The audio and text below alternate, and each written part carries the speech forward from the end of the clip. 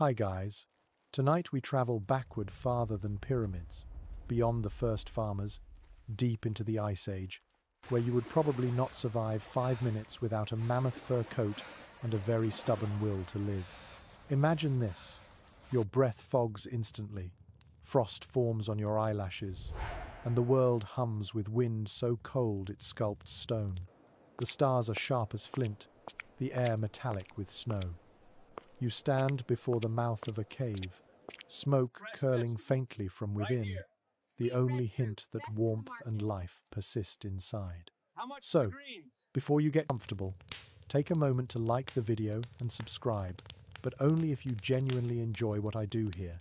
I'd love to know where and when you're listening, so post your location and local time in the comments. Now, dim the lights, let your shoulders drop, and step closer to that ancient fire. You trudge through snow that squeaks like crushed glass. The entrance yawns, wide but welcoming, rimmed with icicles. Inside, the air shifts less cruel, tinged with smoke, damp stone, and the faint musk of animal hide. This is the shelter of our ancestors, carved by rivers long gone, adopted by clever creatures who refuse to die out. Archaeologists still find traces of them, blackened ceilings from ancient fires, bone fragments, carved tools. You crouch low, feeling the floor slope gently downward. Each drip of water echoes like a slow heartbeat.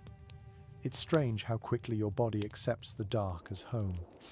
Your eyes adjust to the soft glow of the hearth. Flames hiss, snapping at resin in dry pine. Shadows ripple across the walls, giving the illusion of motion. Bison and reindeer seem to dance where no human hand moved. The cave isn't just stone, it's alive in the light. You press a palm to the wall.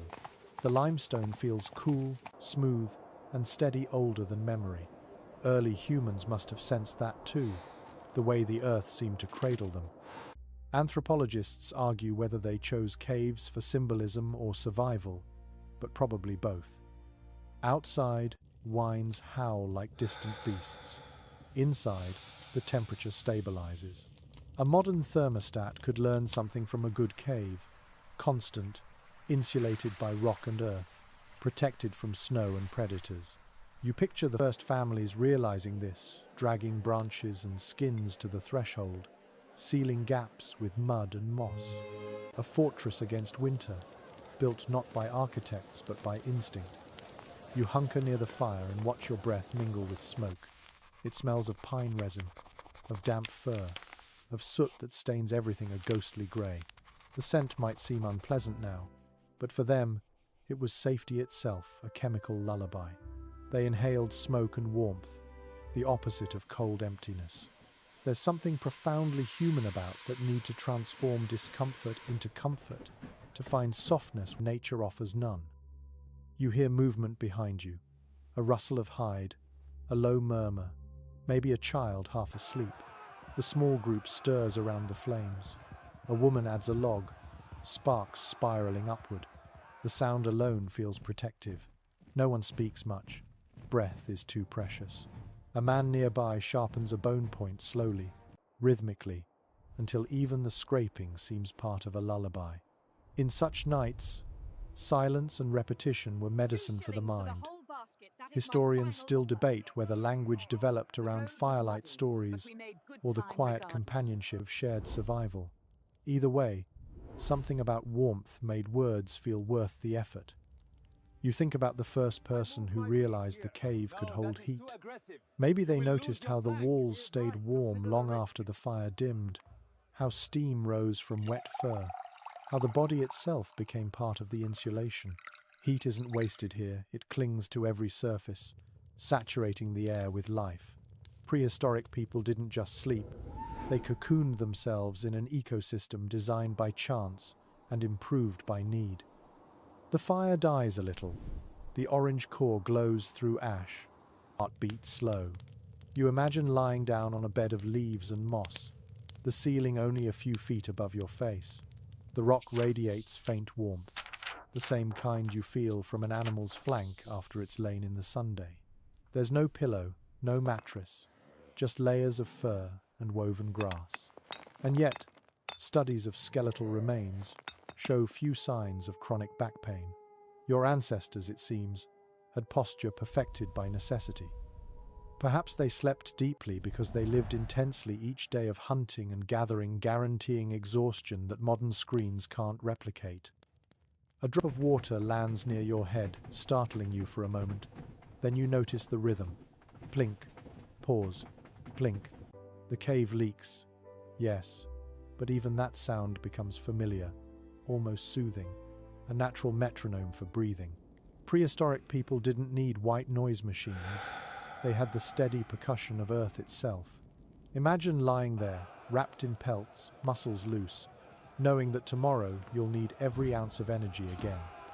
Somewhere deeper in the cave, you think you hear the faint echo of voices, real or imagined. It doesn't matter. Maybe they're from another group tucked in a nearby chamber, their laughter drifting through narrow corridors.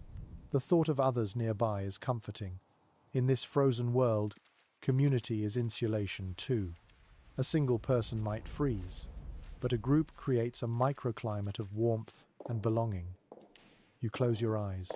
The light flickers through your eyelids, red and gold. Fire has a way of whispering time away. Thousands of winters ago, someone else lay just like this, gazing into the same kind of flame, dreaming of food, of sunlight, maybe of the very summer you take for granted. In the grand sweep of history, their breath, your breath, it's the same rhythm repeated endlessly in the human story. Your mind drifts. The darkness feels soft now, not menacing.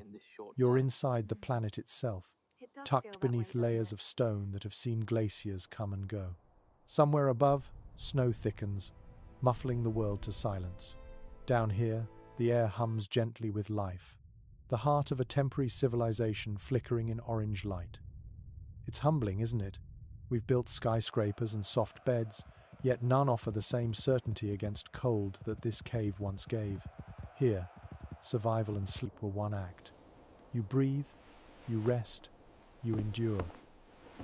Every sigh, every shared blanket, every spark of fire was defiance against extinction. So as the flame sinks low and shadows stretch long, picture yourself curling deeper into the warmth, muscles unwinding, mind loosening like thawing ice. Outside, winter rages. Inside, you drift between waking and dreaming, where survival feels like a lullaby and history breathes beside you. The cave holds its breath. You sense it, the stillness between fire crackles, the hush of rock that has witnessed millennia. This is where the idea of home was born, long before walls or doors. The cave isn't just shelter from wind and claw, it's a womb carved from the planet itself. You crawl farther in, feeling the air shift from icy to faintly damp, the temperature leveling like a deep, slow heartbeat. You're entering the first architecture of comfort. You pause to listen. Somewhere behind, a faint drip echoes. Ahead, soft embers pulse, glowing red as the sun through eyelids. The people here, your Ice Age kin, have learned to read these caverns like maps of survival. They know where to sleep so the smoke rises safely upward, where echoes warn of bears or rival tribes. To them, this cave isn't wild. It's a friend with moods and habits. You settle near a wall smoothed by thousands of fingertips. The limestone gleams faintly, almost polished. It radiates the day's stored heat. Archaeologists have found similar caves across Europe, places like Chauvet and El Castillo, where soot marks and handprints overlap like signatures of generations. A mainstream fact: some of these caves were occupied for hundreds of years, reused by families who likely returned each winter to the same comforting darkness. There's something deeply human in that pattern, the yearning for return. You can almost imagine a prehistoric mother tracing her palm against the same spot you touch now, whispering to her child that the stone remembers them. The idea might sound poetic, but early people believed it literally. Many anthropologists note that caves were sacred spaces as much as shelters. To sleep inside one wasn't just rest, it was communion with the earth's belly, the place of origin. Historians still argue whether the paintings and rituals were purely practical or spiritual acts meant to honor the walls that protected them. The firelight plays tricks again. It stretches shapes into slow dances. You notice how your breathing slows in rhythm with the flickering. It's the first calm you've felt since trudging through snow. The prehistoric mind likely recognized this. Even without the words, caves induce safety through stillness and sensory dimness. The human nervous system, tuned for danger, finally eases when sound is muffled, when light is low, when walls enclose the edges of the unknown. Now, imagine lying against that stone, wrapped in furs. Your body heat radiates into the wall, and the wall gives some back, a primitive feedback loop comfort built on reciprocity. This is the earliest form of environmental design. Modern architects study airflow and insulation. Your ancestors mastered it with instinct. They understood that the back of the cave stays warmest in winter and coolest in summer. It's not romantic myth, it's measurable. Even now, caves maintain near constant temperatures year-round, hovering around 10 degrees Celsius, 50 degrees Fahrenheit, in many regions. The air feels moist on your skin, carrying the faint metallic tang of minerals. Somewhere above, water seeps through fissures, adding trace scents of earth and algae. It isn't unpleasant. In fact, it smells like life continuing. You think of modern humidifiers and air purifiers, yet here, it's all self-regulating the slow breathing of stone. A quirky tidbit. Some researchers believe negative ions produced in natural caves might have subtly influenced mood, promoting the sense of peace early humans associated with these sanctuaries. Whether that's science or wishful thinking, the effect feels real enough in your imagination. The clan's fire pops again. Sparks drift up and vanish into blackness. You realize that this isn't just a roof, it's a cocoon for the senses. Every sound is softened, every movement muffled. No wonder prehistoric people slept more deeply here than in the open. In the wild, wind and predators kept nerves taut. Inside, walls became extensions of the skin, boundaries of safety. Someone near the hearth shifts, murmurs, and pulls a fur tighter. Their breathing evens out again. You glance toward the entrance, half sealed with brush and hide. A faint blue glow seeps through gaps, marking night's advance. The wind outside is still fierce, but its roar feels far away like ocean waves when you're safely inland. You try to picture how they arranged themselves each night. Elders likely closest to the fire, children tucked between adults, hunters at the edges. Their positions weren't random. They mirrored social order and protection strategy. A mainstream historical fact. Evidence from hearth patterns in prehistoric sites shows concentric circles of living fire at the center, sleeping and working spaces radiating outward. It was design born of necessity, but also intuition. Your thoughts wander to how this living architecture shaped the mind. To sleep so close to others, hearing every sigh, every breath, it must have trained empathy itself. Survival required awareness not just of threats, but of one another's rest. A cough, a stir, a nightmare mutter, all shared. It's an intimacy we've mostly forgotten, hidden behind drywall and solitude. You wonder if they ever feared the dark parts of the cave. Surely there were sections they avoided, tunnels where bats stirred, where echoes distorted sound into ghostly moans.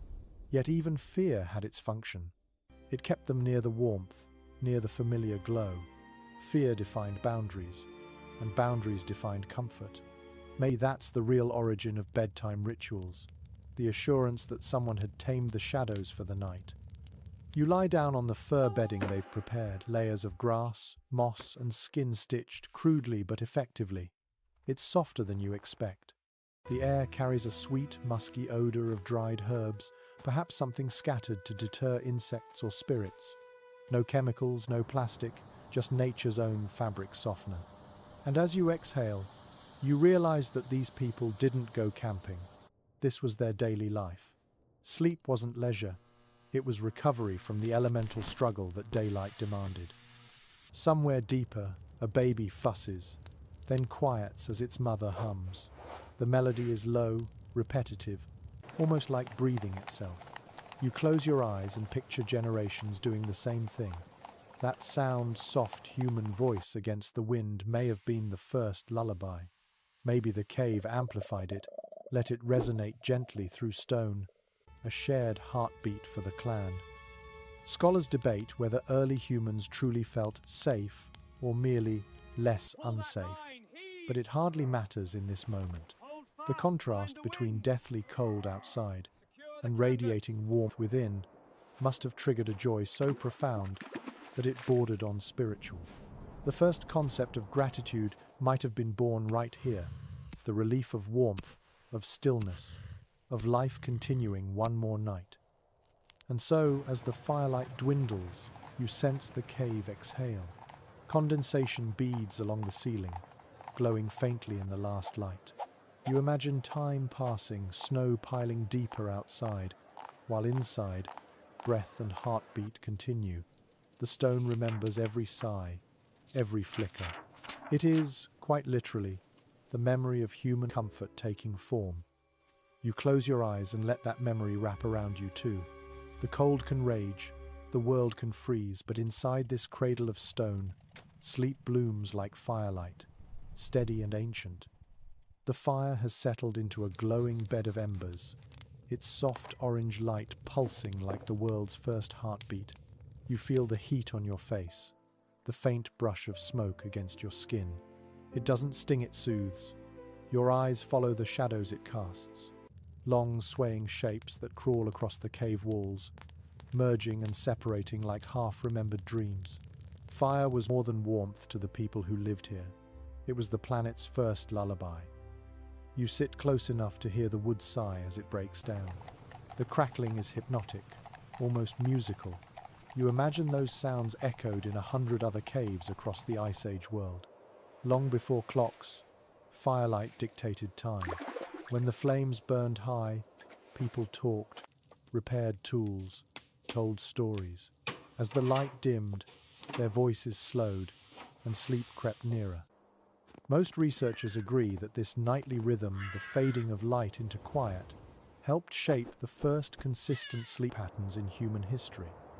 It's strange to think of your ancestors mastering something so fundamental, not just how to make fire, but how to live by its rhythm.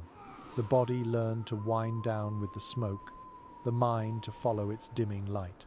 The relationship between fire and rest became instinctive. When the flames danced, so did the brain. When they waned, the eyes followed, drooping.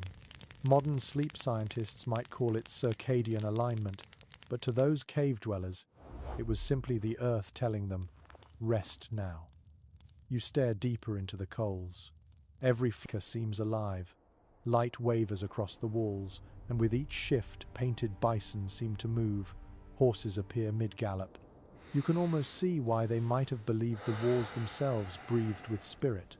There's a curious idea some anthropologists propose that firelight helped train early imagination. The constant flickering could have turned the brain inward, sparking hallucinations or creative visions. In that sense, the first dreams might have been born right here, between shadow and flame. An odd little discovery supports that thought. At several cave sites, archaeologists have found deliberate arrangements of stones near hearths, like miniature circles perhaps used to hold small fires that flickered near sleeping areas. They weren't for cooking, they were for watching. People may have stared into those little flames until the boundary between reality and dream began to dissolve. The warmth was real, but what the mind saw in that trembling light belonged to another world. You glance around the chamber now. Most of the group has drifted into a kind of half-sleep. Some recline against the walls, others curl under furs. A few still watch the fire. The soft rhythm of breathing fills the air. The occasional snap of a log makes one or two stir, then settle again. It's peaceful, yet alive, a pulse of shared existence. Imagine yourself in their place. The darkness outside presses like an ocean, but here, light pushes back. The fire becomes both shield and storyteller. You wonder what they thought it was: spirit, tool, or creature? There's no definitive answer. The academic world remains divided over how early humans conceptualized fire, as a gift stolen from the gods, as later myths suggest, or simply as a natural ally discovered by chance. Whatever they believed, Their nightly rituals around the hearth turned fear into fascination. The smoke drifts lazily toward the ceiling, curling into patterns that fade into the rock's shadowed vault. It smells rich pine, fat, and resin. Each log releases its own scent. Those smells would have told the prehistoric sleeper everything they needed to know: how hot the fire was, how long until dawn, whether the smoke would choke or cradle them through the night. You pull a fur tighter around your shoulders, feeling the fire's uneven heat. Sometimes it's too hot on one side, too cold on the other, so you turn, slowly, like meat roasting evenly over a spit. They must have done the same, instinctively adjusting their position, learning to balance warmth without burning. These little dances with temperature probably shaped how humans tolerate heat even today. Fire wasn't only for comfort, it guarded against predators. The light itself became a boundary. Wolves might lurk at the mouth of the cave, eyes catching red reflections from the flames, unwilling to cross that line. That primal security, the glow keeping death at bay, must have soaked into the mind, making it easier to close your eyes, to trust sleep. But there's another layer, subtler and more mysterious. Some researchers suggest that long nights around the fire changed the way humans thought. Imagine thousands of winters like this. People gathering, staring into the light, speaking in low tones, inventing language itself. The repetition of flames could have trained memory. The quiet could have nurtured storytelling. You're not just looking at a fireplace, you're watching civilization flicker into being. The heat grows softer now. The coals pulse under a thin veil of ash. Someone pokes at them with a stick, stirring a short-lived flare. The orange reflects in a child's half-closed eyes before fading again. The moment is fleeting but eternal, the way light kisses darkness before surrendering. And here's something curious. Studies of soot layers inside ancient caves reveal patterns of smoke distribution that hint at deliberate ventilation. People arranged fires so that air flowed naturally out while heat stayed in. They didn't know the physics, but they knew the feeling. Even without science, they perfected thermal comfort centuries before architecture gave it a name.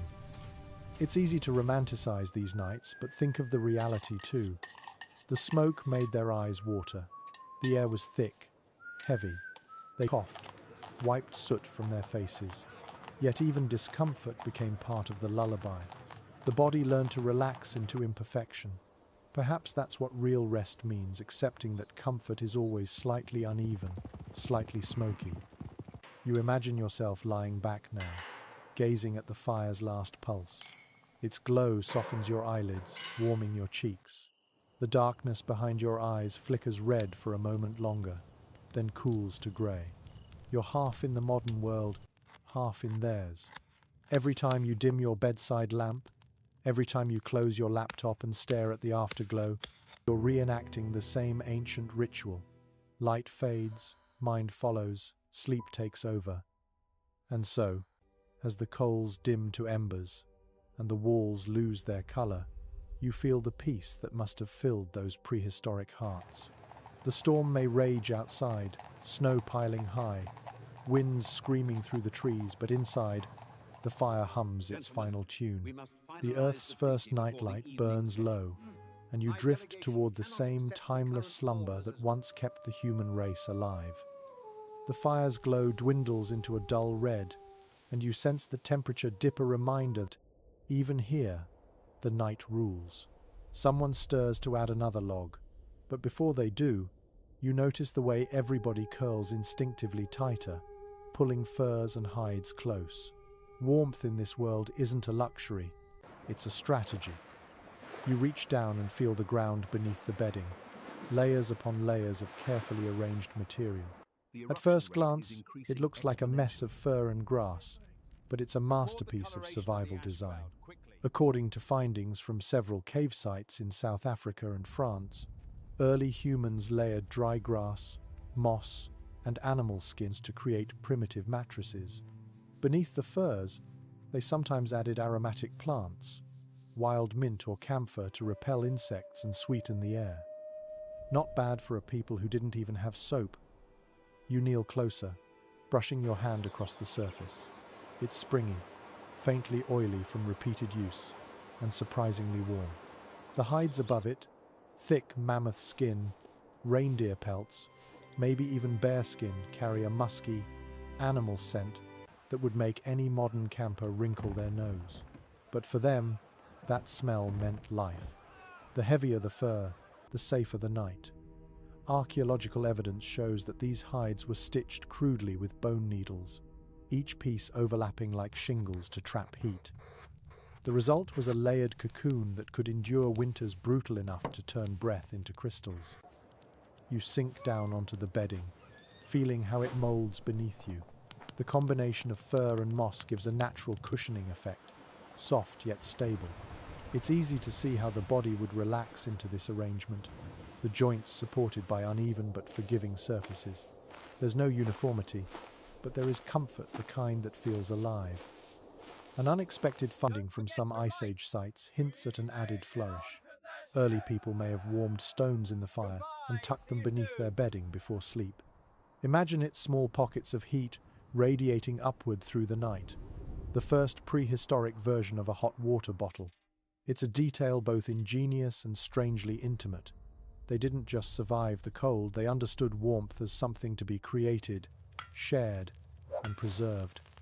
Most researchers agree that sleeping materials varied by region. In colder zones like modern-day France or Ukraine, mammoth and woolly rhinoceros hides dominated. In milder climates, woven grasses and bark mats were enough. But the intention was always the same, to transform wild material into a comfort zone. And there's something beautifully human about that impulse. The refusal to lie directly on cold ground when imagination could make it softer. You look around at the sleeping figures now. Each body is wrapped in its own cocoon of hides, but they're pressed close enough for shared heat.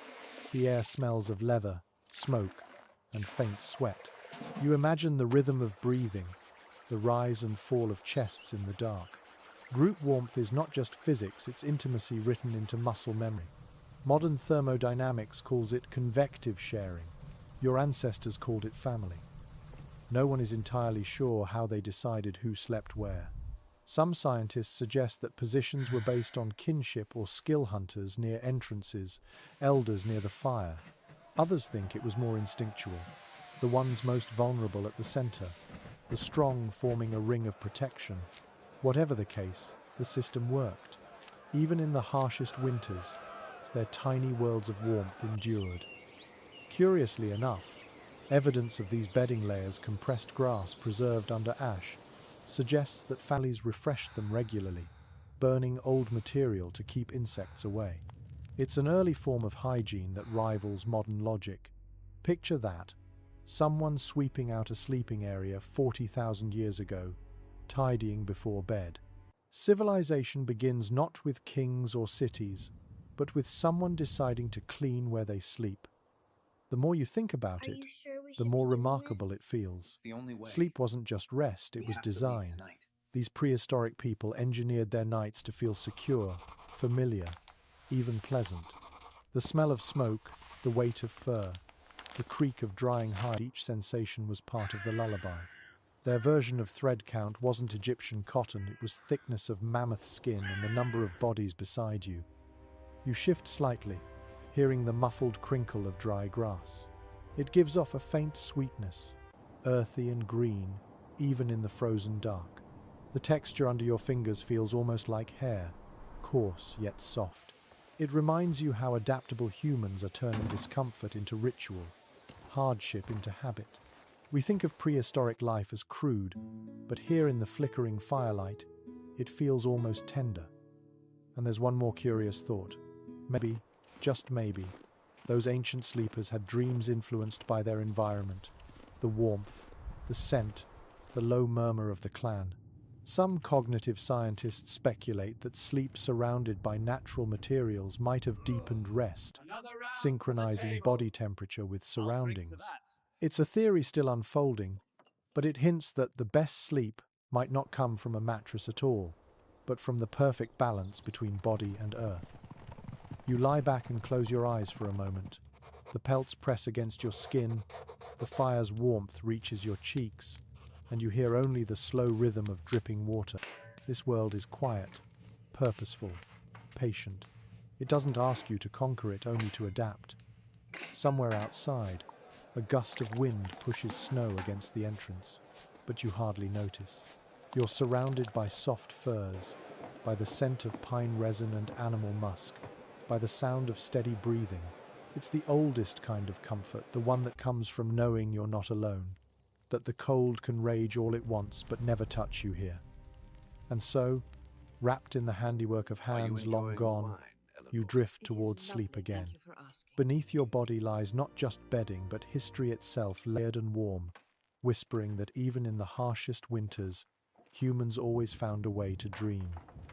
The embers glow softly, reflecting in a dozen half-closed eyes. Around you, the clan begins to settle into its nightly rhythm, the quiet choreography of bodies arranging themselves for warmth. It's not random. There's an order to it, one that's been rehearsed for generations. You watch as pairs curl together, children tucked between adults, shoulders pressed, legs intertwined beneath furs so thick they rise and fall like breathing hills.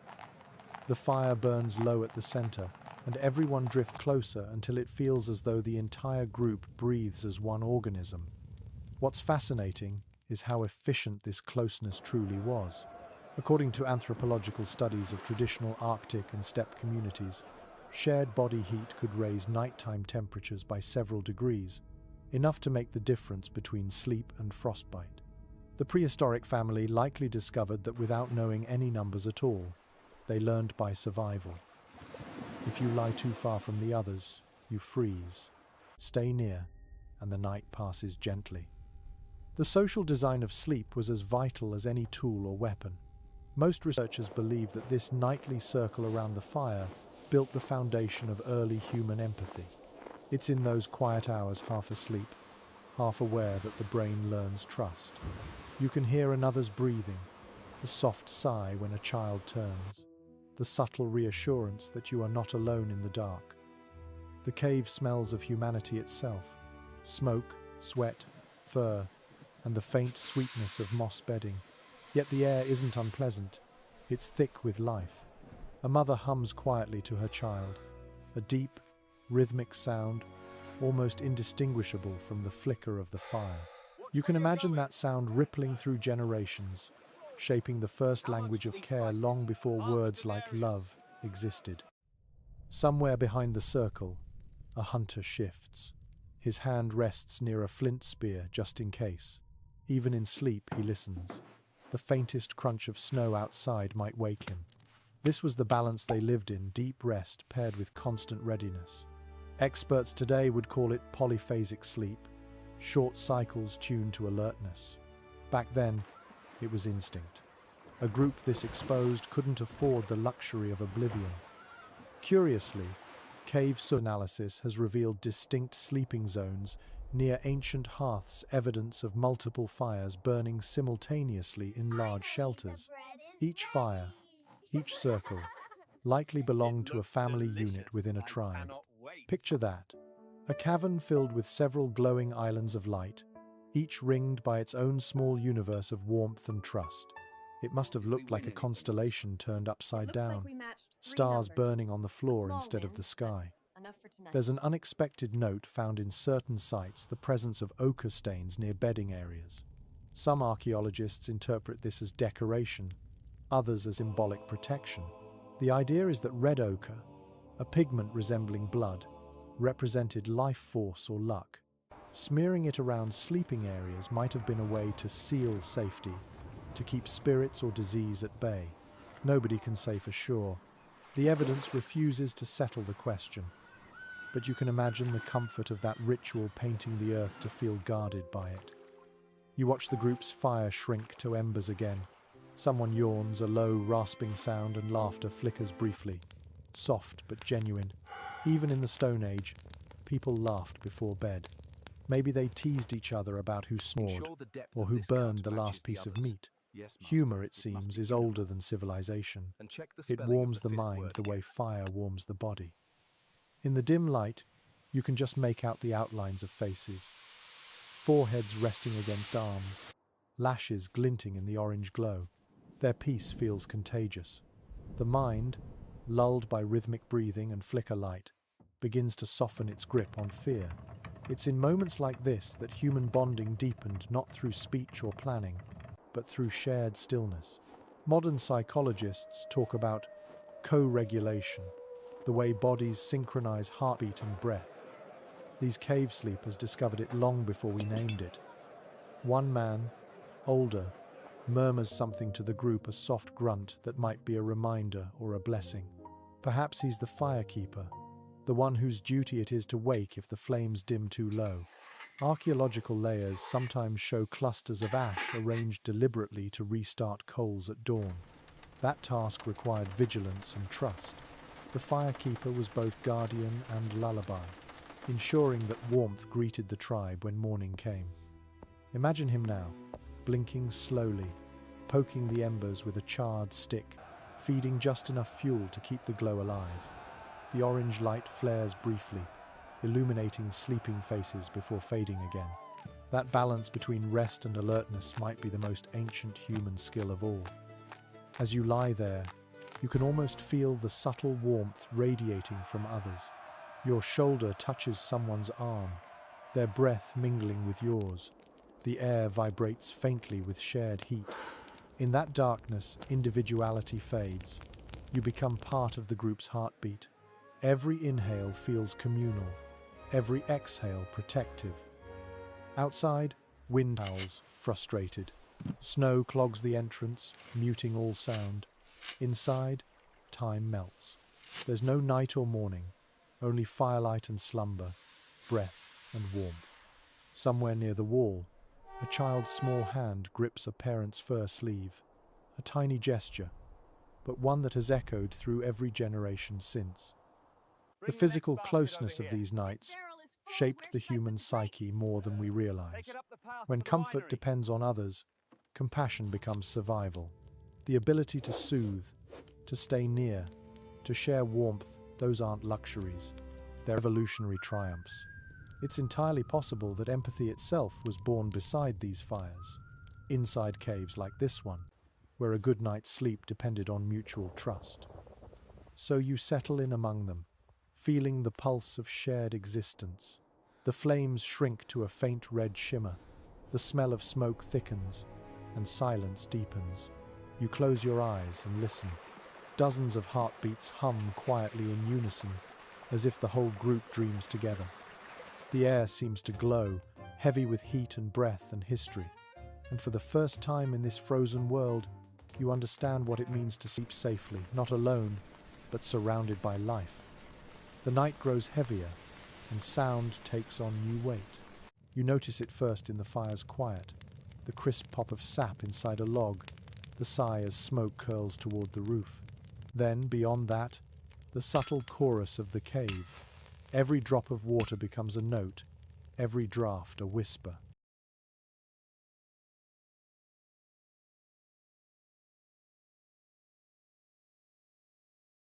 The darkness hums with texture, and though your eyes can barely see, your ears bloom open. This is what prehistoric people heard as they drifted to sleep, the deep music of the earth. You sit perfectly still. At first, the cave seems silent. Then, faint layers begin to reveal themselves. The crackle of burning wood, the soft rustle of furs shifting, the rhythmic breathing of those beside you. Farther away, water drips in slow intervals, each one echoing down the stone corridor like a clock with no hands. Beyond the cave mouth, the wind moans through the trees, rising and falling long, hollow waves. This symphony of small noises would have been the soundtrack of every winter night.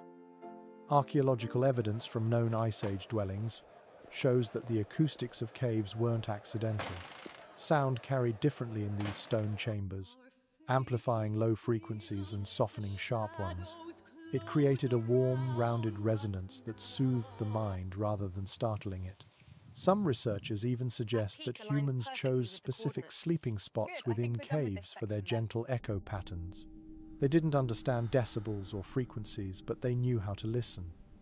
It's easy to imagine the comfort that came from those sounds. The faint dripping overhead signaled that snow was melting somewhere, that life still moved. The fire's popping meant warmth continued. Even the occasional distant howl of wolves could be reassuring. Proof that danger stayed outside. The rhythm of familiar sounds created what modern sleep scientists might call acoustic safety. The mind relaxes only when the environment feels predictable. And in this stone world, pattern was everything. You lean closer to the fire, watching the smoke shift like slow breath. The air is dense, warm, fragrant with pine resin. Each inhalation feels like a connection to the people who once lived here. Imagine them listening too. A child nestled against a parent's chest, tracing each sound until it fades. Their brains tuned to nature's metronome, falling asleep to repetition and resonance.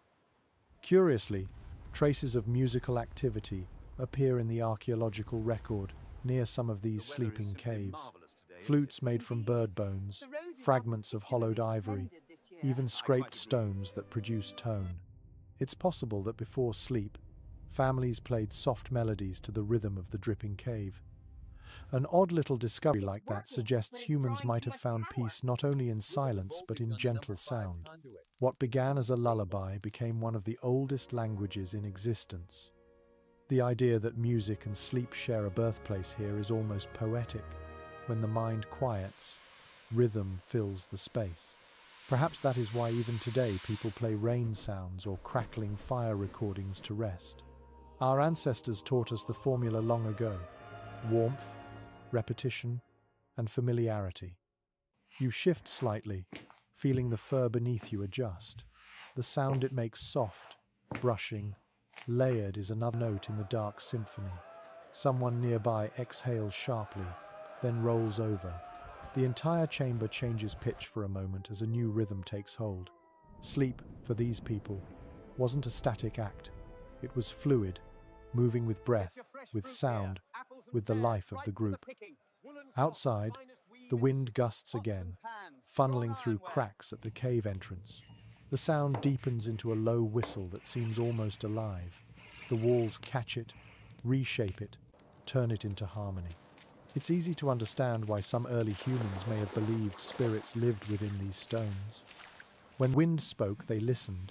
Whether those whispers brought comfort or caution, no one can be sure.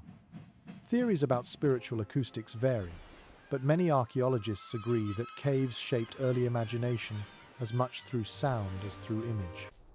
You close your eyes and let those sounds layer around you. The fire hums. The dripping continues. The wind sighs again, followed by silence so deep it feels physical. The stone itself seems to hold its breath. You begin to understand why these people slept so well despite the cold. The sounds reminded them they were enclosed, protected, part of something vast but intimate. In that near silence, you hear your own heartbeat join the pattern. The rhythm synchronizes with the dripping water. You inhale smoke and exhale calm. Sleep doesn't come suddenly here. It slides over you slowly, like a tide. Sometimes, when storms were too strong, the cave's acoustics must have changed wind, roaring like an ocean, the fire sputtering, the group huddled tighter. Those nights, the balance between fear and comfort was razor thin. Yet even then, there was music. The wind played the entrance, the fire played the floor, and the human body provided the drumbeat. Modern sound engineers who study ancient caves have noticed something remarkable. Certain chambers resonate almost perfectly with frequencies of the human voice. In other words, when people sang or spoke softly, the cave itself seemed to respond, amplifying warmth while swallowing harsh tones. It's tempting to imagine a prehistoric lullaby echoing through these very walls, wrapping the sleepers in something more than sound, a gentle, vibrating embrace from the earth itself. As you listen now, surrounded by the same natural orchestra, it feels timeless. The noises are simple yet infinite. They connect you backward, through all the generations that ever slept under rock and firelight. Each sound, each crack, drip, sigh, is both ancient and present, both theirs and yours. And so you lie still, wrapped in fur, breathing in rhythm with the world. The cave's music swells and fades, its tempo slowing until even your thoughts dissolve into it. Outside, snow keeps falling, but inside, the oldest lullaby in history continues to play, coaxing you towards sleep. By morning, the storm has softened into a whisper. A faint grey light seeps through the narrow cave entrance, revealing outlines of sleeping figures under firs. The air smells of ash and animal hide, tinged with something rich and fatty from the last meal. You shift slightly, feeling muscles ache in the best possible way. This is the kind of exhaustion that only comes from surviving a day in the Ice Age. You imagine what it must have been like to live that rhythm every day. Each sunrise brought hunger and cold, and each evening brought the miracle of rest. Most experts agree that prehistoric people expended nearly twice as much daily energy as modern humans. Hunting and gathering were not hobbies. They were the only currency of existence. Every limb, every muscle worked constantly. No gym, no training routine, just the constant push of necessity. The reward for that effort was sleep so deep it might as well have been sacred. When the clan returned from the frozen plains, their bellies full of mammoth fat or roasted deer, their bodies ready to collapse, rest came easily. It was not something chased with herbal teas or meditation apps. It simply arrived. The line between waking and dreaming blurred in the warmth of the cave. You can almost hear it, the low murmur of conversation as the hunters share stories of the day's chase, the crackle of fire as fat drips from roasting meat, the clinking of stone tools as someone sharpens a blade for tomorrow. And then, slowly, quiet takes over. One by one, the exhausted bodies surrender to sleep. Evidence from preserved bones suggests that prehistoric people were remarkably strong, yet also compact in frame. The reason lies partly in lifestyle. Carrying heavy carcasses, enduring cold, and moving constantly through snow-built endurance, unmatched by modern standards. Their sleep, therefore, was restorative in the truest sense. When you use every fiber of your body, the body demands full repair. It is believed that the composition of their diet helped too. Animal fat and protein were abundant, but so were certain roots and berries collected in the milder months and stored for winter. That balance provided steady energy and warmth, keeping the body insulated. Curiously, chemical analysis of ancient bones shows that these diets produced higher levels of natural melatonin in darker months, possibly improving their sleep cycles. Imagine that, nature providing its own night medicine long before pharmacology existed. You stretch in your bedding, feeling the stiffness fade. The warmth from the fire still lingers, trapped in the hides. A thin trail of smoke rises toward the ceiling, and through it, the light of morning turns the air silver. A woman nearby stirs and tosses a few small bones into the embers. The fat pops, releasing a smell that is both savory and comforting. This is breakfast in its earliest form. One fascinating discovery at ancient campsites is the presence of burnt marrow bones near sleeping areas. It appears that before lying down for the night, people would crack open bones and warm the marrow over the fire. They likely ate it as a final meal, but some evidence suggests they left bits of marrow smoldering slowly through the night, releasing steady heat. It was both nourishment and warmth, an ingenious dual purpose born of necessity. As you breathe in that lingering scent, you can understand why they might have slept better than we do. There was no mental clutter, no glowing screens or endless lists. Their minds quieted when the day ended because survival itself had been the day's entire focus. When you live inside elemental simplicity, rest becomes the only logical conclusion. But even within that simplicity, there was ritual. Before sleep, someone always checked the entrance, brushing away snow or debris. Another ensured that embers would last until dawn. The group didn't just collapse into rest, they created conditions for safety first. It's possible that those small acts of preparation gave the mind permission to let go. Security breeds relaxation. That truth has not changed in 40,000 years. Outside, the wind rises briefly, and you picture the landscape they faced. White plains stretching endlessly, frozen rivers, skeletal trees groaning under frost. The cold would have felt alive, pressing against the world like an animal trying to get in.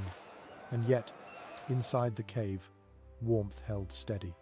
The bodies, the fire, the shared breath created a microclimate of peace amid chaos. There is another curious observation from modern studies of indigenous groups who live without artificial light.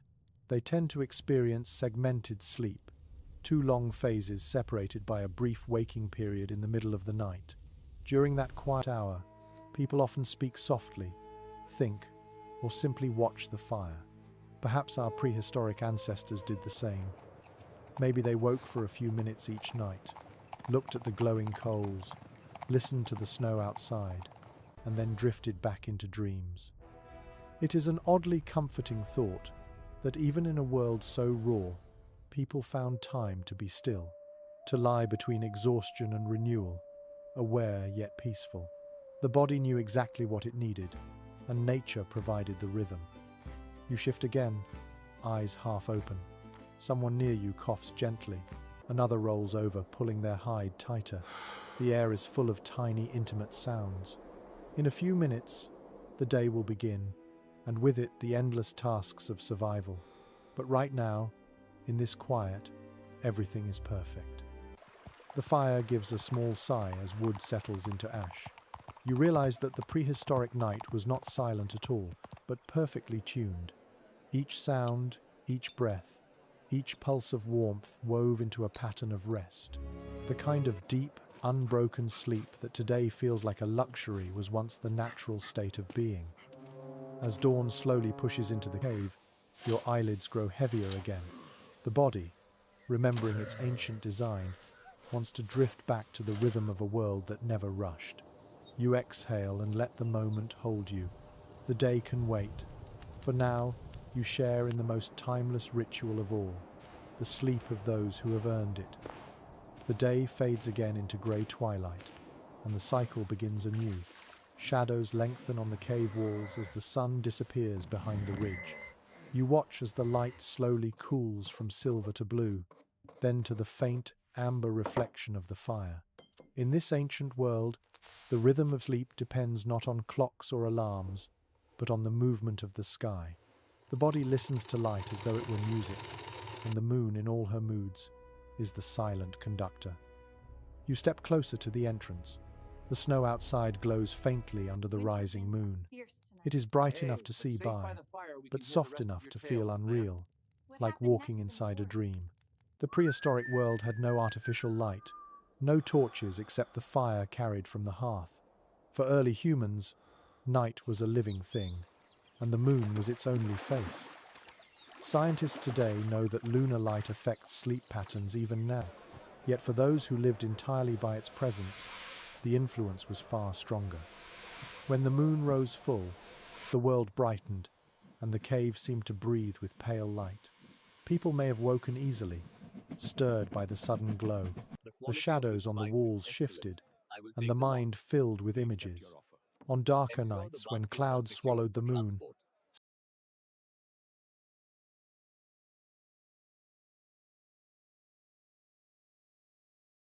sleep deepened into something more absolute. There is evidence that ancient people synchronized their hunting and resting cycles with the lunar phases, using moonlight for travel and full darkness for stillness.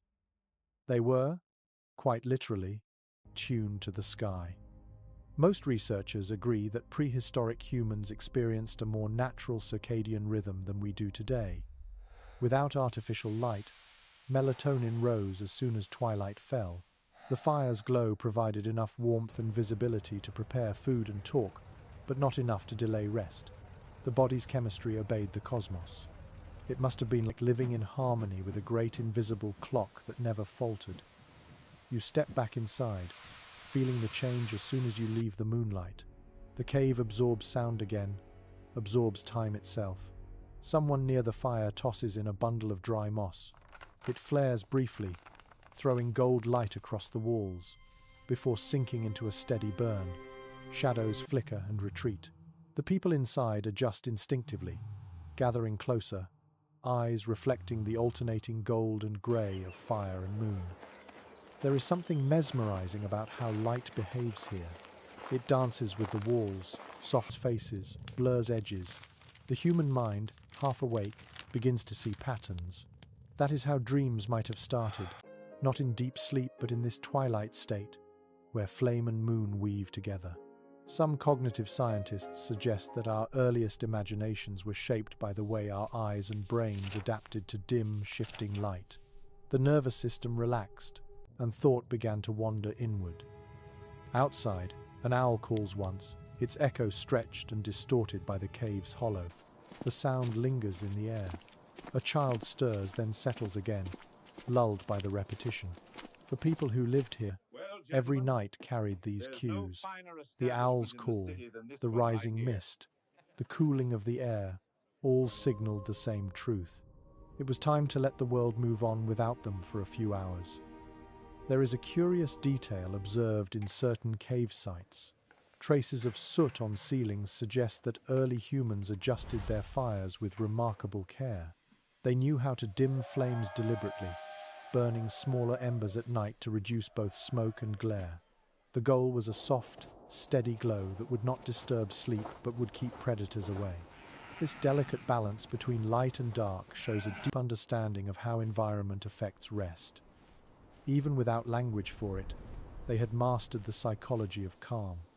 You picture it now, the cave quiet, fire a faint red shimmer, the moonlight brushing the entrance.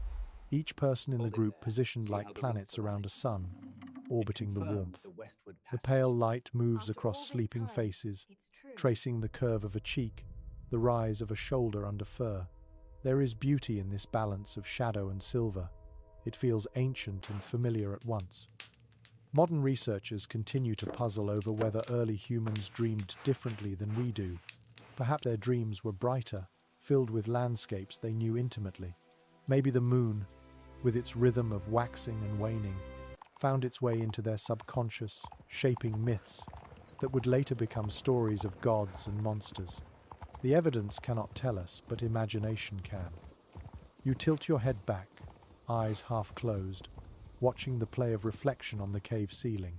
Tiny sparkles of moisture glint like constellations. Somewhere in the distance, the real stars shimmer through the night sky. The prehistoric sleeper didn't separate heaven from home. They existed under the same ceiling, both made of stone and light. In this moment, surrounded by silence and glow, you understand how perfectly their lives aligned with the cosmos. When the sun rose, they worked. When it fell, they rested. The moon guided their intuition, their migrations, even their fertility cycles. Sleep was not rebellion against darkness, but acceptance of it. They didn't fight the night. They belonged to it. A soft wind enters through the narrow opening, brushing against your face. The air feels different now, cooler but cleaner. It carries the scent of snow and pine. The fire stirs faintly in response, as if breathing along with the world outside. You wrap a fur around your shoulders and sit down again, feeling your heartbeat slow. The moonlight continues to travel across the cave floor, pale and deliberate. It touches the fire, catches the glint of bone tools, then fades toward the back wall. You follow it with your eyes until it vanishes. This, perhaps, was the ancient rhythm of peace, the steady exchange of light, from moon to flame, to darkness again, the mind yielding to that pattern without question. You close your eyes, and the flicker of light becomes a pulse behind your eyelids. It feels natural, gentle, eternal. The body remembers how to obey the night. The darkness gathers you in, and sleep comes not as a surrender but as an invitation. The night is calm, almost sweet. A faint breeze sneaks through the cave entrance, carrying with it the scent of pine needles and cold stone. The fire glows low, and beside it, a line of tiny lamps flicker quietly. These are not candles, not yet, but shallow bowls carved from stone, each filled with animal fat and a twist of moss or dried fiber that burns with a steady golden light. You lean closer to one and catch the scent of smoke mixed with something else, something herbal and pleasant. The air itself seems to hum with it. Those little lamps were among the earliest tools of comfort. Archaeologists have found them in Ice Age caves, often near sleeping areas, coated with black residue from ancient flames. They served many purposes: a way to chase the dark, a method to keep insects away, and sometimes a vessel for scent. The burning fat of reindeer or seal gave off a thick but surprisingly gentle aroma. Combined with herbs or bark resin, it transformed a damp cave into something almost luxurious. Most historians agree that prehistoric people used whatever was available to shape their nights. Pine resin, juniper, crushed sage, even dried dung from grazing animals, each material burned differently, producing smoke that had meaning. Some fumes cleansed the air, others carried spiritual weight. It was a kind of early chemistry, born from observation rather than science. They knew which smells made breathing easier, which kept the mind calm, and which ones should never fill the room again. You inhale softly. The smoke is heavier near the ceiling, but at ground level it feels soothing, like warm fabric against your face. A woman near the fire adds another pinch of herbs, and the scent changes instantly. It is sharper now, cleaner, almost like cedar and citrus. You can imagine how comforting that must have been after a day of blood, mud, and cold air. For a few hours, the cave smells like safety. Curiously, traces of aromatic plant residues have been found embedded in prehistoric hearths. Some scientists believe that these were not accidental. The people who lived here may have learned to use smoke deliberately, both as insect repellent and as relaxation. Modern aromatherapy owes more to ancient intuition than we realize. The rhythmic repetition of breathing warm, fragrant air before sleep could have slowed the heartbeat, relaxed muscles, and encouraged rest. The soft light from the fat lamps shimmers across the walls, pooling in gentle gold circles. The effect is magical, almost sacred. Each lamp mirrors the moonlight outside, but smaller, more intimate. There is something deeply human in that symmetry, the desire to capture the beauty of the night and hold it close. Some experts think these small flames even inspired the earliest cave paintings, their flickering glow helping artists imagine movement and spirit in the shapes they drew. Someone shifts beside you, brushing against a skin pouch filled with herbs. It spills slightly, and the scent of crushed mint fills the air. Mint was known to grow even in glacial periods, hardy and stubborn. Its aroma cuts through the heaviness of the cave. It feels fresh, alive. You smile at the thought that thousands of years ago, a person might have crushed those same leaves simply to feel awake for a moment before sleep. Intriguing hypothesis among researchers suggests that the combination of heat, scent, and smoke in enclosed spaces may have affected consciousness. Perhaps mild intoxication came from inhaling plant compounds or even carbon-rich air. Dreams might have grown more vivid, more mythic. The mind, half dreaming by firelight, may have been the birthplace of stories about gods, animals, and spirits. The idea remains uncertain, yet it fits the sensory reality of this world. You glance at the fire again. It's smaller now, tended carefully so it won't smoke too much. The lamps take over the job of lighting. They make everything gentler, softer. The air shimmers faintly, a golden haze that seems to thicken near the ceiling. The people around you have stopped talking altogether. Their faces are peaceful, eyes half closed, movements slow. The scent, the warmth, the glow together, they create a trance, a wordless permission to rest. In the corner, someone hums quietly. It's not a song, not exactly, just a pattern of breath and tone. Perhaps the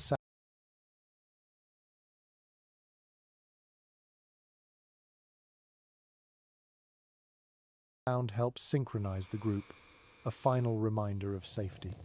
Early humans may have used this sort of humming as a signal. All is well, the night is ours. Even now, the low vibration feels comforting. You find yourself breathing in time with it. As the hum fades, you notice a small flicker from one of the lamps. The wick has burned down, and a faint curl of black smoke rises into the air. It carries the last bit of scent from whatever was burning. Maybe it was pine, maybe dried berries. The smell lingers, earthy and sweet. Then it's gone. The cave exhales. Somewhere near the entrance, a soft hiss of wind threads through the rocks. The sound blends perfectly with the crackle of the fire, the dripping of water, and the slow breathing of the sleepers. It's all so balanced, so precise, that you realize this environment was never silent or chaotic. It was tuned like an instrument. Every element served a function. Every scent, every sound, every flicker of light worked together to teach the body what peace feels like. You close your eyes. The air is warm and faintly smoky, carrying a perfume that feels timeless. There is no rush, no thought of morning. The scent of herbs clings to your skin, and you imagine that somewhere deep in memory, every human still carries this same association. The smell of smoke means safety. The glow of flame means rest. For a moment you see it from outside. A faint glow tucked in the side of a mountain, hidden from the wind, smoke rising gently into the night. Inside, a handful of people asleep beside their fire, surrounded by scent and warmth. No technology, no noise.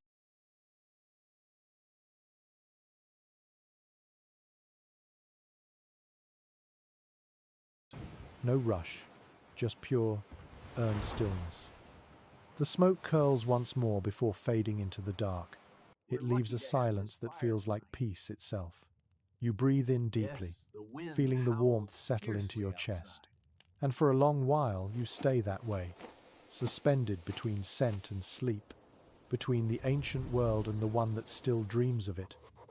The cave's glow flickers softly against your closed eyes.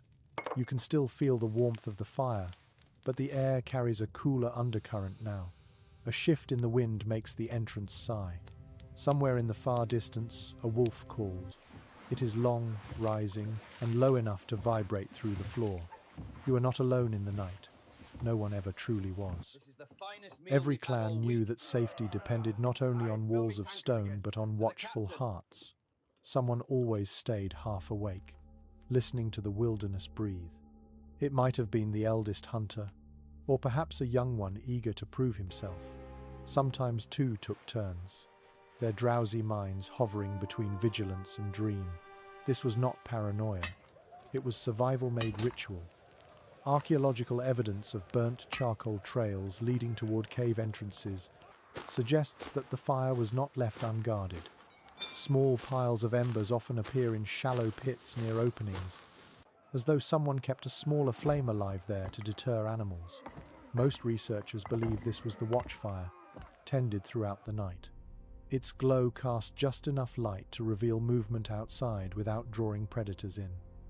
You crawl a little closer to the entrance. The air there feels sharper, colder. Beyond the narrow gap, the snow reflects a faint silvery glow from the waning moon. You can see the blurred shapes of trees swaying under frost. A shadow moves briefly, quick and low, then vanishes into the white. Maybe a fox, maybe something larger. You stay still. The silence that follows is deeper than comfort. It is focus. Imagine the tension that Watcher must have felt. Every rustle of leaves, every crack of ice a possible danger. The human ear became a finely tuned instrument, capable of sorting sounds even in darkness. Those who guarded the entrance weren't just sentinels. They were part of the night's architecture. Their alertness allowed the rest of the group to surrender fully to sleep. That fragile trust might be humanity's oldest bond. There's a curious finding from several Upper Paleolithic sites. Clusters of footprints near cave mouths that show people pacing back and forth during the night. The prints are often from the same individuals, overlapping in loops. It seems they walked quietly, keeping circulation going, staying awake. The simple act of movement kept both body and mind from freezing. Even exhaustion had to wait its turn. You lean against the wall near the entrance and feel the faint hum of the wind through the stone. It sounds almost like a voice. Maybe that's why early people thought spirits lived outside, or that the mountains themselves could whisper warnings. The natural sounds of weather became teachers. Knowing when to wake, when to rest, when to hide, all depended on listening. Sometimes, when the wind was strong enough, they used it. Hunters placed bones or sticks at the edge of the entrance so that the gusts would rattle them. It was the first alarm system, delicate and brilliant. A sudden clatter meant movement outside. The watcher would rouse the others, and the clan would be ready before danger reached them. Archaeologists have found such bone fragments arranged in patterns that make sense only if you imagine them shaking like wind chimes. Inside, the sleepers shift softly. The fire pops once, brightening the cave just enough for you to glimpse their faces. Peaceful, unaware, perfectly still. The warmth from their bodies mixes with the scent of burned pine, creating a fragile bubble of life inside an endless cold. You realize that this balance between danger and calm defined their nights. The safety of the many depended on the wakefulness of one. The watcher's role must have been lonely, yet strangely serene. To sit by the entrance, wrapped in fur, gazing into darkness, waiting for something that might never come. The mind, half numb from cold, begins to wander. Perhaps that solitude was also a kind of meditation. The rhythm of the wind, the slow pulse of the fire, the sound of breathing behind it could lull even a guardian into a dreamlike state. Researchers have suggested that early humans may have alternated light sleep with these vigil periods, creating a shared schedule of rest that rotated through the group. It kept everyone partly refreshed, partly alert. The result was a collective form of awareness, one that ensured no hour passed without someone awake. This pattern might be why humans today can wake so easily at sudden noises. The reflex has been honed for tens of thousands of years. You glance back at the group again. Their shapes blend together, hidden beneath layers of fur. It's almost impossible to tell where one person ends and another begins. A small child moves slightly, pressing closer to an adult's warmth. That gesture alone carries the entire logic of the species. Protect, rest, trust, repeat. Outside, another howl echoes. This time it is closer, but not threatening. The wolves are moving across the frozen plain, chasing the same herds that feed you. Their cries are not warnings, but acknowledgements, part of the same great rhythm. The watcher doesn't reach for a weapon. He only listens until the sound fades, satisfied that the danger is distant. When you return to the fire, the watcher's place feels different. The small embers near the entrance cast a gentler glow now. The cold lingers on your skin, but the warmth of the inner cave pulls you back in. You settle down again beside the others, feeling a quiet gratitude for that invisible sentinel who guarded your dreams. As your body relaxes, you think about how trust was built night after night in these caves. Trust in the one who watched. Trust in the walls that held. Trust in the fire that stayed alive even as snow piled high outside. That invisible faith might be the most ancient inheritance of all, still buried somewhere in every sleeping human heart. The cave returns to silence. The watcher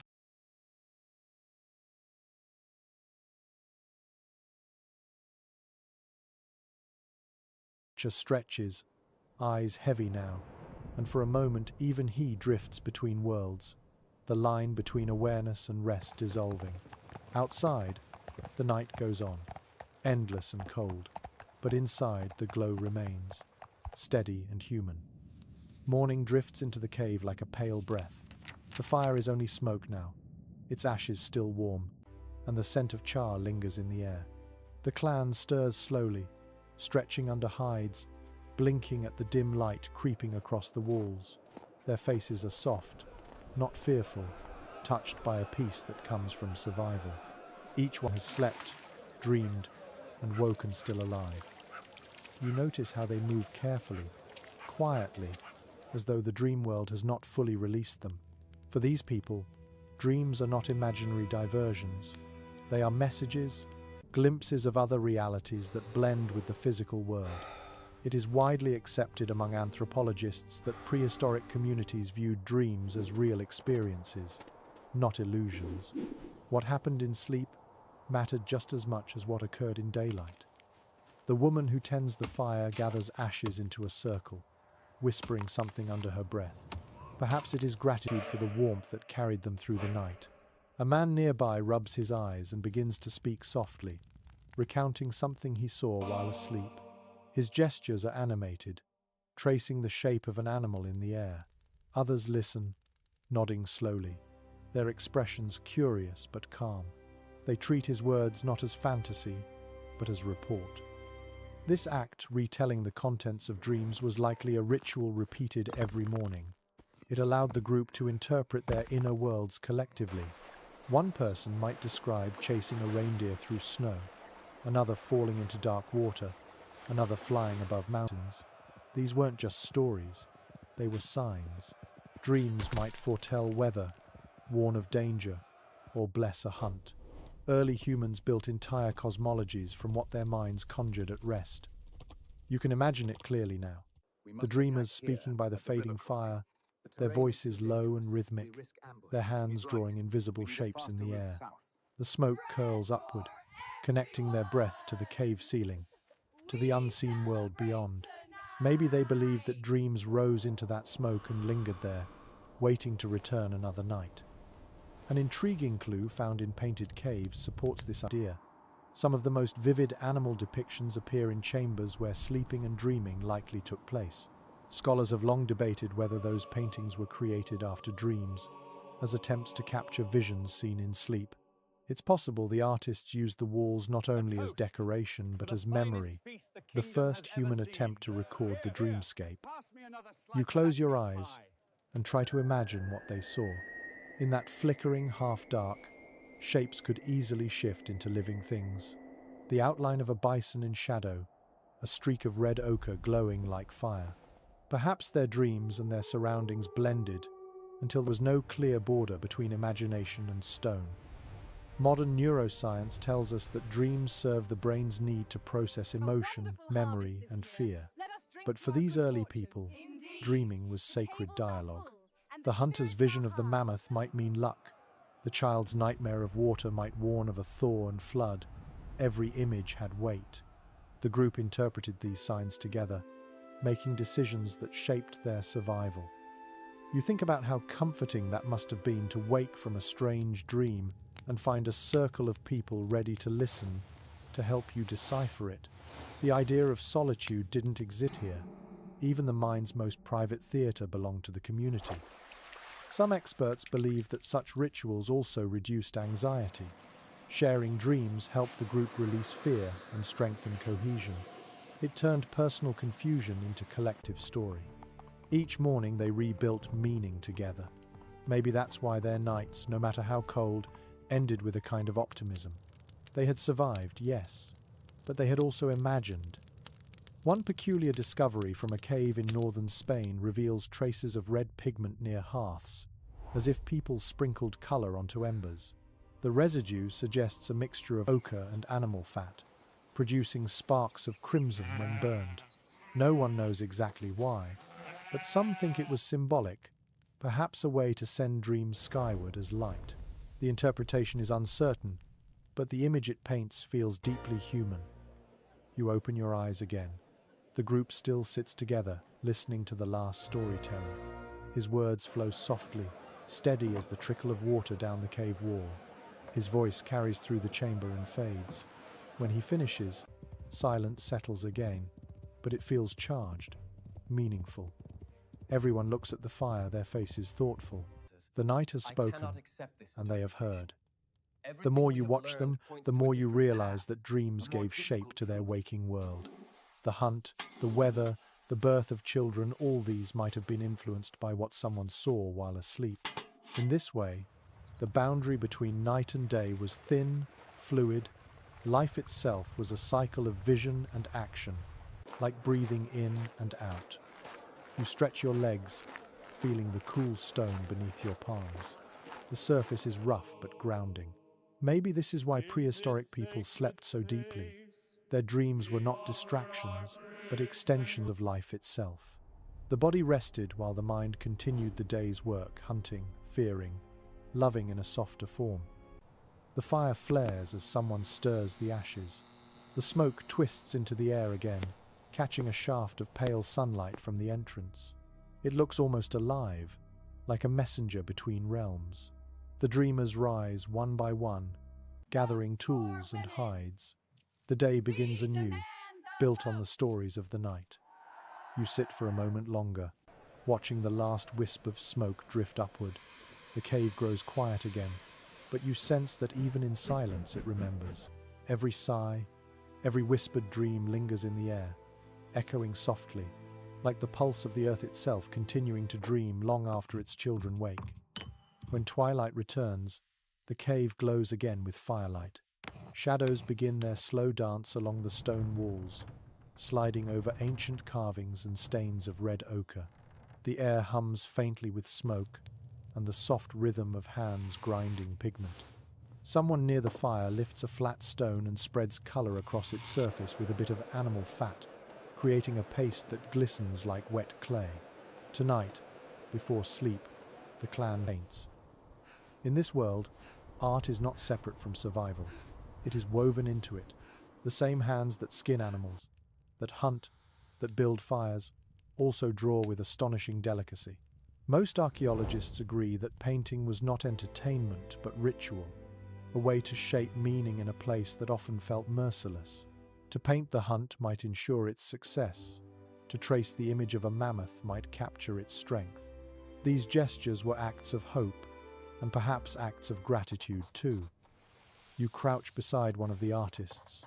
The fire flickers across their face, turning the eyes gold. They hold a hollow bone dipped in pigment and blow gently against the wall, spraying a fine mist that leaves the outline of a hand.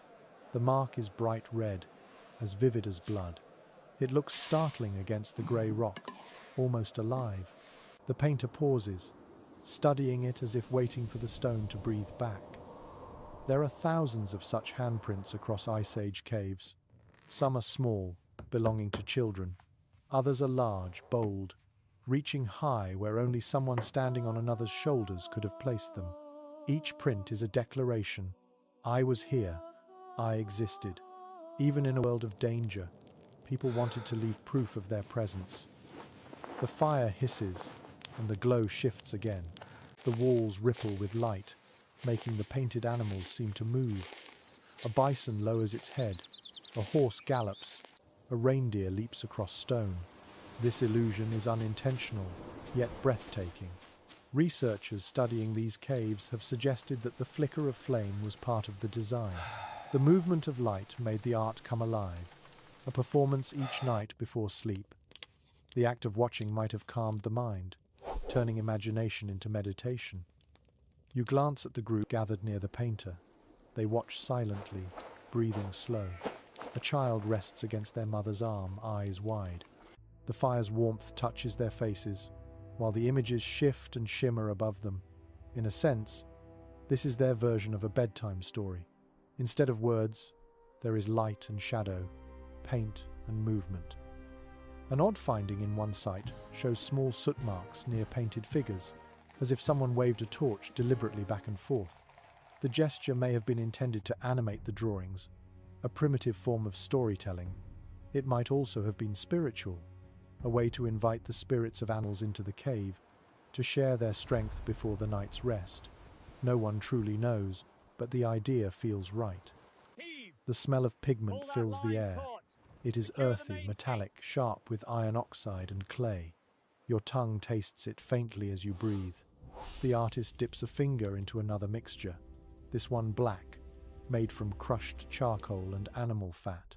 They draw lines connecting the shapes, linking animals into patterns that spiral across the wall. It is a language of motion and memory, one that speaks directly to the senses. Most researchers agree that painting at night had practical reasons too. Daylight rarely reached deep into caves, but firelight allowed control over shadows and intensity. The interplay between flame and pigment gave the images depth, almost texture.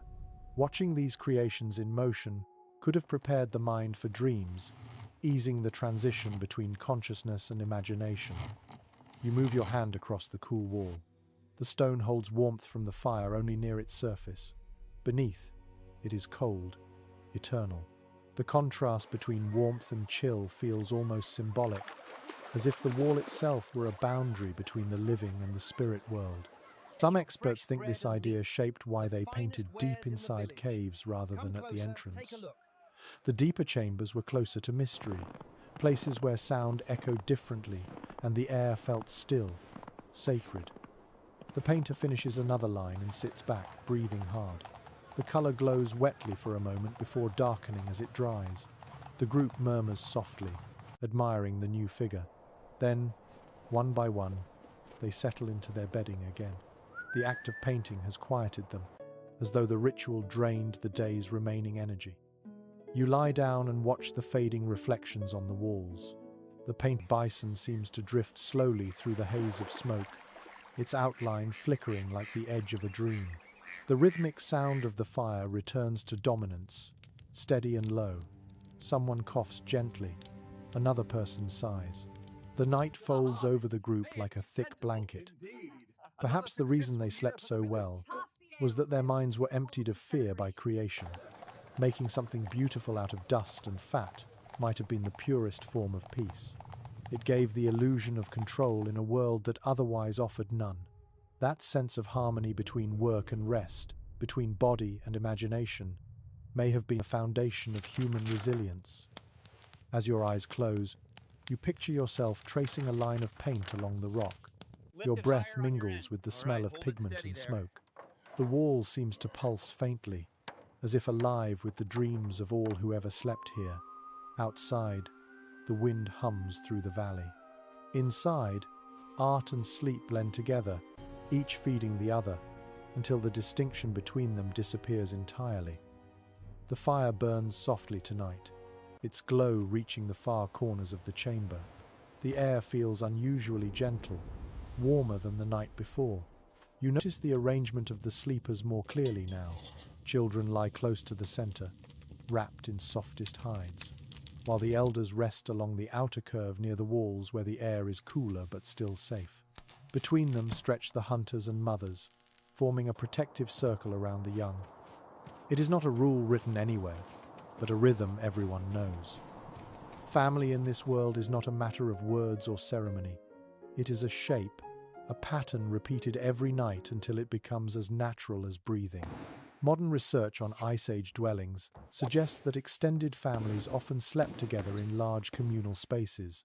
This closeness was practical, conserving warmth and offering defense, yet it also nurtured emotional bonds. To survive was to stay connected, physically and spiritually. You watch as one of the elders reaches toward a small child who stirs in sleep. Her wrinkled hand, calloused from years of work, rests gently on the child's shoulder. The movement is slow, tender, deliberate. The child relaxes instantly, sighing once before drifting back into stillness. That touch carries everything human: comfort, reassurance, continuity.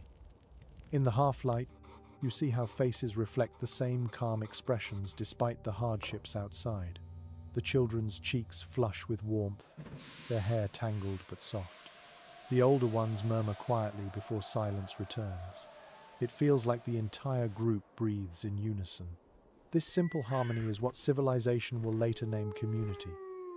Archaeological studies of hearth arrangements suggest that families shared sleeping areas according to kinship and role.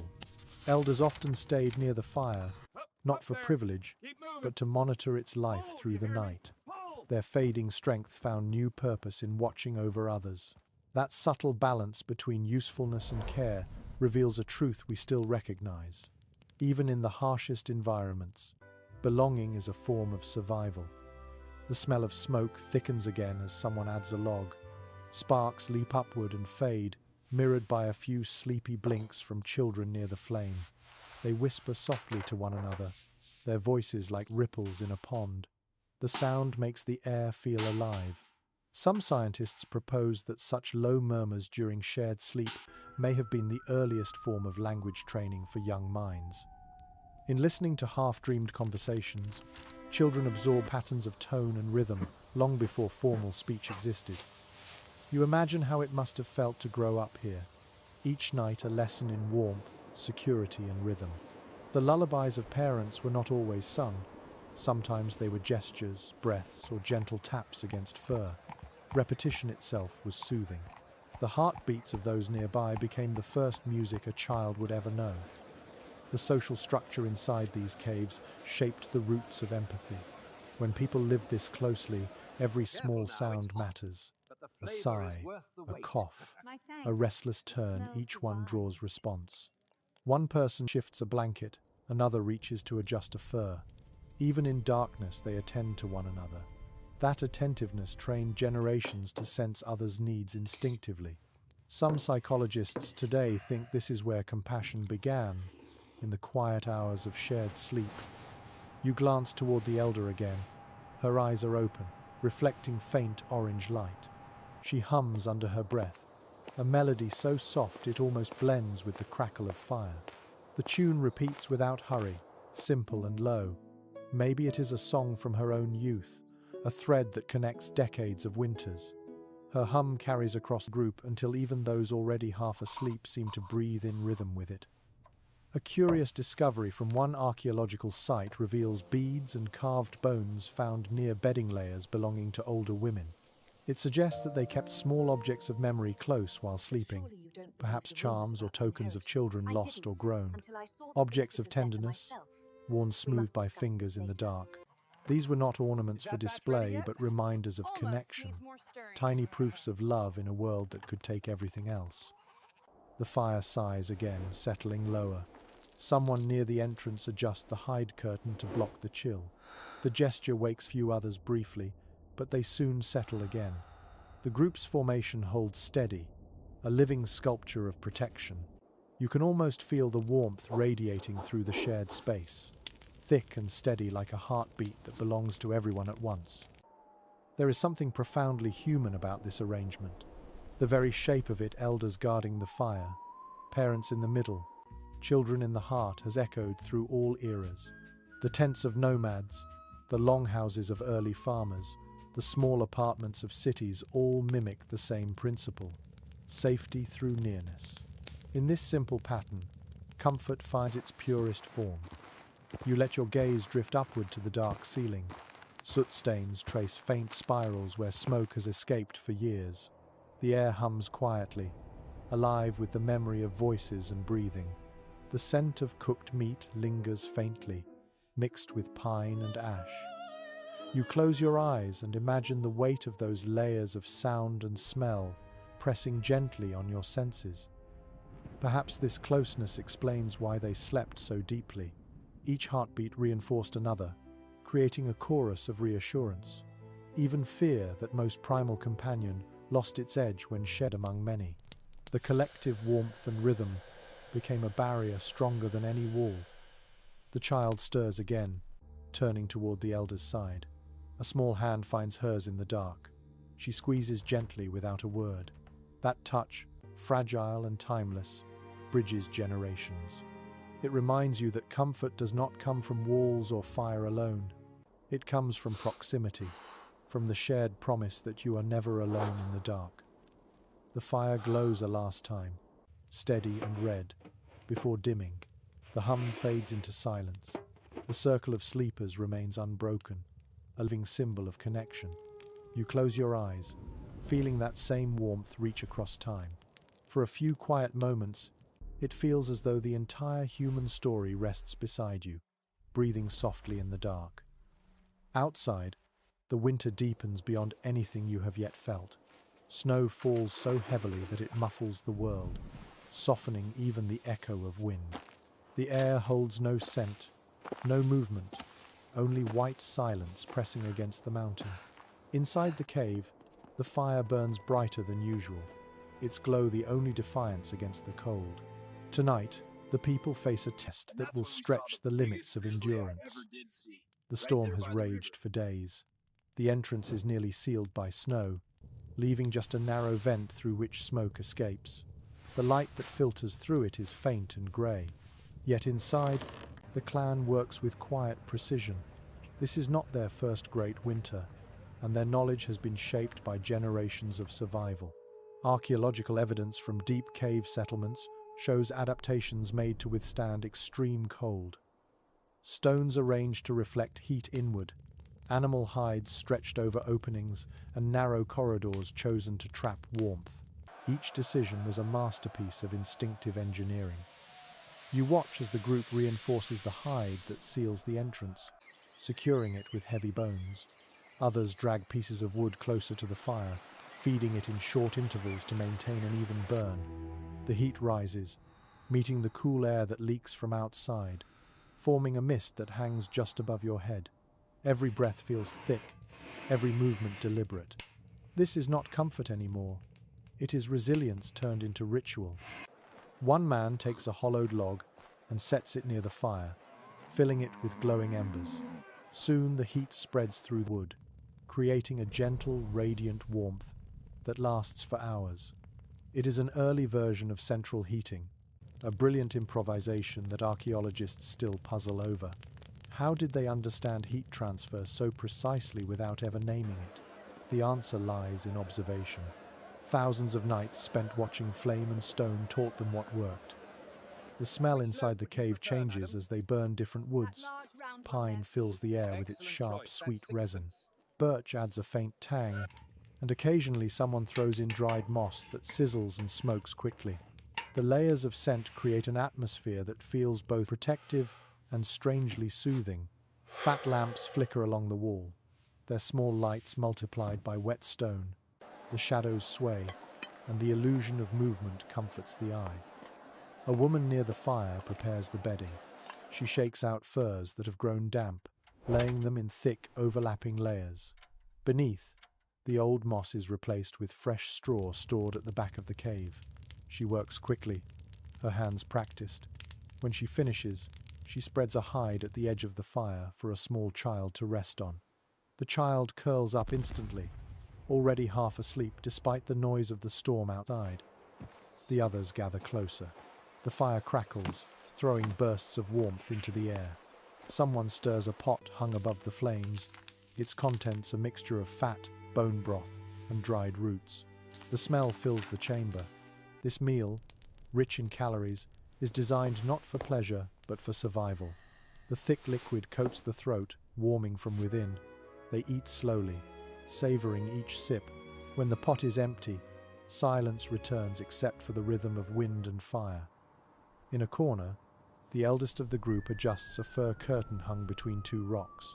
The fabric trembles slightly as warm air circulates behind it. That curtain creates a second layer of insulation, a simple but brilliant innovation. It traps heat and keeps the cold air that seeps from the walls at bay. Evidence of such partitions has been found in ancient shelters, layers of animal skin or woven grass used to divide space. They turned raw caves into homes. You pull the fur around your shoulders tighter and feel the heat cling to your skin. It is dense, steady, almost liquid. The air hums faintly with the sound of the storm pushing at the entrance.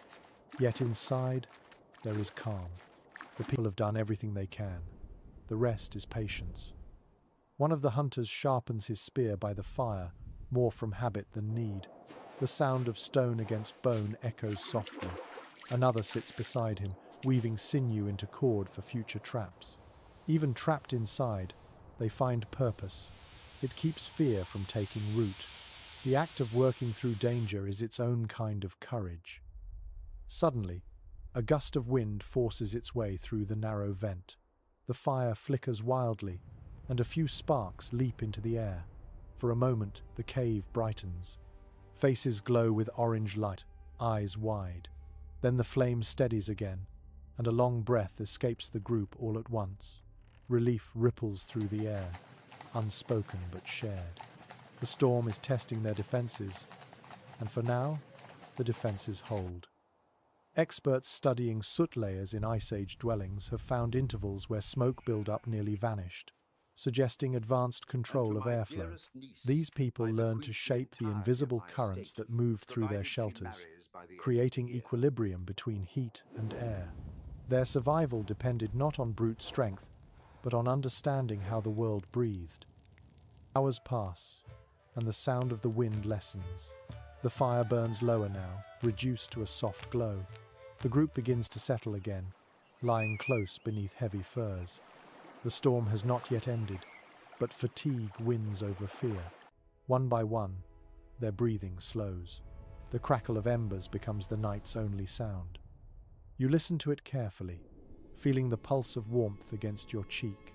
The temperature inside the cave remains constant, a miracle of cooperation between fire, fur, and human intention. Outside, the blizzard still howls. Inside, there is peace. Before you close your eyes, you look once more toward the entrance.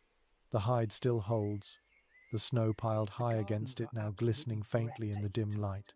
You realize that behind every moment of sleep in this frozen world lies immense labor, gathering fuel, layering hides, managing breath and fire. Comfort is earned here, built from intelligence and persistence. As your eyelids grow heavy, the fire softens into a deep red glow. The storm rages unheard. Within these walls, warmth feels eternal, as if the cave itself is protecting you. For one more night, life endures, glowing quietly in the heart of winter. By the time the storm weakens, the world outside has turned silent and silver. The snow lies in smooth waves, glittering faintly under the first trace of dawn. Inside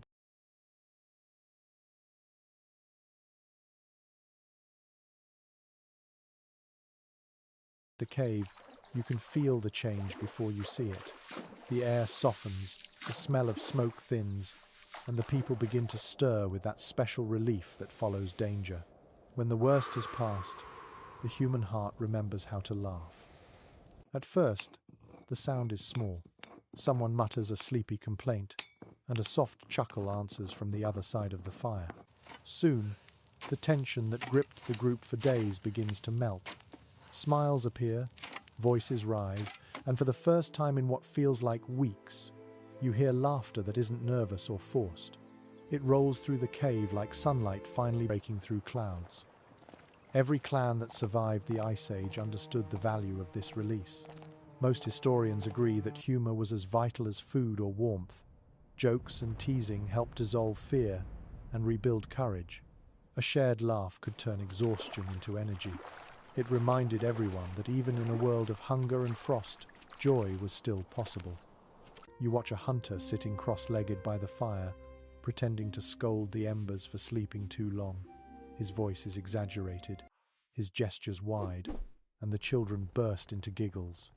A woman nearby hides her smile behind a fur, while another throws a small bone toward him in mock annoyance. The sound of play fills the air, mingling with the scent of smoke and thawing hides. The older members smile too, though they conserve their laughter, nodding with amusement. For them, humor is sacred, not trivial. It is proof that they have endured again. Even when food is scarce and cold bites through every breath, laughter keeps despair from hardening into silence. Anthropologists studying traditional Arctic cultures have noted the same phenomenon. Groups that laughed often during crises showed stronger cooperation and lower stress. The Ice Age families likely discovered this long before science gave it a name. As the warmth rises again, the fire crackles with renewed energy. Someone drops a handful of dried berries into the pot of broth. The sound of boiling begins, a soft rhythm that blends with murmurs of conversation. You notice how voices weave together, low hums, quiet teasing, shared memories of the storm. These exchanges are not random. They rebuild social harmony, mending the invisible threads strained by fear. One of the children crawls toward the entrance, poking at the layer of snow that blocks it. A thin stream of light seeps through, glowing golden against the ice. The child gasps, delighted. The adults watch with affection. That small beam feels miraculous, a promise that the world still exists beyond the walls. They open the vent wider, letting fresh air flow in. The scent of pine returns, crisp and alive. You can almost taste relief in the air.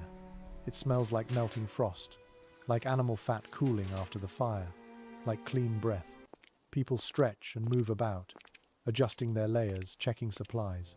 A young man tosses a snowball at another, laughing when it explodes in a puff of white dust. Even the animals tethered near the back of the cave shift and snort, sensing the calm.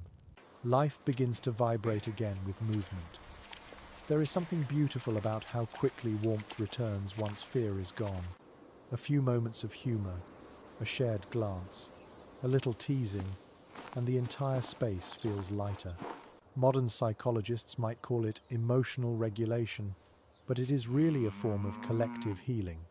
The heart remembers how to trust. An older woman begins to hum a tune. It rises gently, a melody you have heard before, simple and circular. Soon others join in, their voices blending like waves of breath. The sound fills the cave, soft but strong. It is not exactly a song, not yet music in the way we know it. It is rhythm, heartbeat, and gratitude woven together. The hum becomes a thread that connects everyone, reminding them that life is still theirs to share. You sit quietly, letting the vibration wash over you. It seems to enter the very stone. Perhaps this is what the first songs were, warmth translated into sound. No words, no instruments, just body echoing its relief. Music, in its earliest form, was therapy against the cold. An intriguing detail found in a cave in southern France supports this idea. Near sleeping areas, researchers discovered bone flutes and carved whistles, their placement suggesting they were used not during hunting but during moments of rest. The tones they produced were soft, calming, and perfectly tuned to the echo of stone walls. These instruments might have been used after hardship, helping the mind transition from fear to tranquility. The group eats together, sharing what remains of the broth. They speak of simple things, how the wind sounded last night, how the hides held firm, how much snow must now lie outside. Their words are gentle, rhythmic, easy. This is what safety feels like. One child, restless, begins to draw lines in the ash with a stick. The shapes are circles, animals, maybe faces. A few others join in, turning the soot-covered floor into a temporary playground. Their laughter bounces off the stone, bright and echoing. Even the oldest members watch, smiling quietly. They know how precious this noise is. It means the night has passed, and the tribe has endured. As the fire burns lower, a soft light filters through the entrance again. The storm has stopped. Outside, the snow glows blue and white beneath the sky. The youngest runs forward, squealing at the sight, while others follow more slowly, blinking at the brilliance.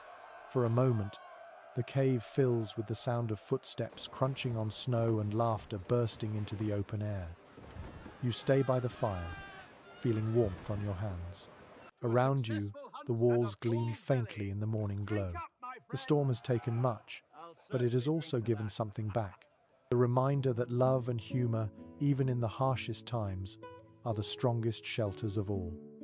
Night returns once more, and the air feels calm but heavy with memory. The storm has passed, yet a strange stillness lingers. The clan settles back into its familiar rhythm, though a sense of reverence fills the space. Tonight, one person will not sleep. Near the fire, the shaman prepares for the long vigil, arranging objects that seem at once mysterious and deeply ordinary. Feathers, bones, smooth stones, and a small bowl of glowing embers. You watch quietly from your place among the furs. The others lie down, their bodies relaxing in the warmth, their eyes closing one by one. The shaman remains upright, wrapped in layers of hide, face painted with ash and ochre. The firelight flickers across features that seem carved from stone. Every movement is slow, almost meditative. The sound of breathing fills the cave again, steady and soft, as if the earth itself exhales through the sleepers. In every known ancient culture, someone stayed awake during the night. Modern scholars believe this figure served many purposes: healer, dream interpreter, keeper of balance. The shaman's wakefulness ensured that the group was never fully unguarded. Yet beyond protection, there was something spiritual in the act of remaining conscious while others dreamed. It bridged the worlds of body and spirit, of night and dawn. The shaman takes a bundle of herbs from a leather pouch and drops it into the embers.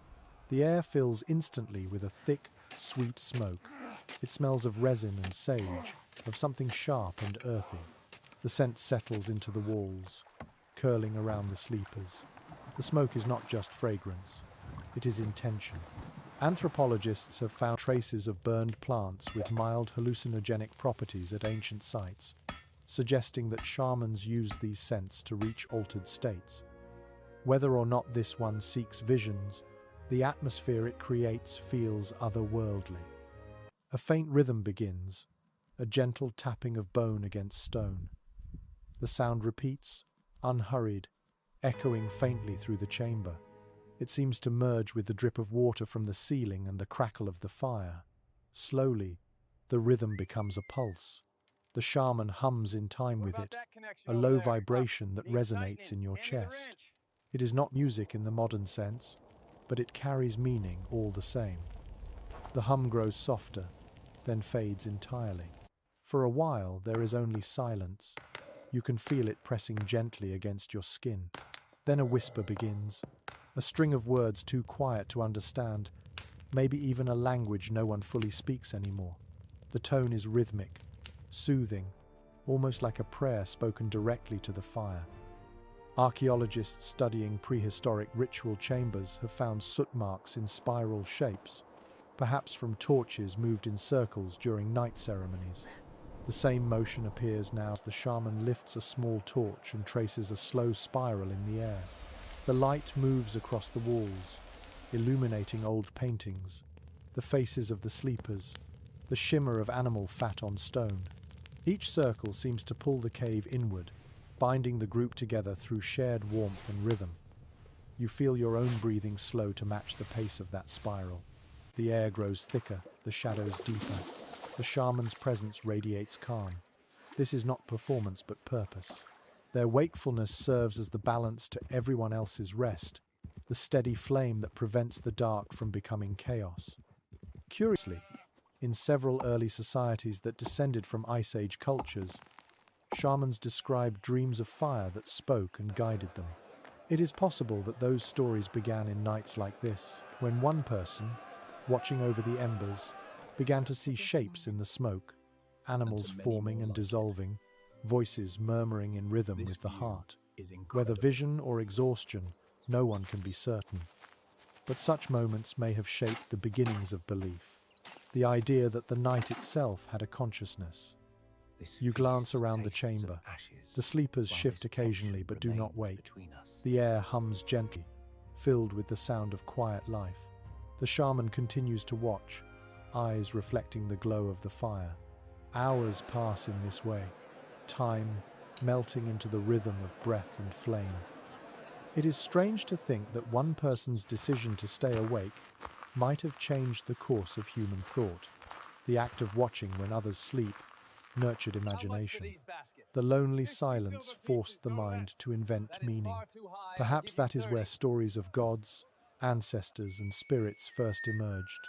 When darkness became too vast, the watcher gave it a voice.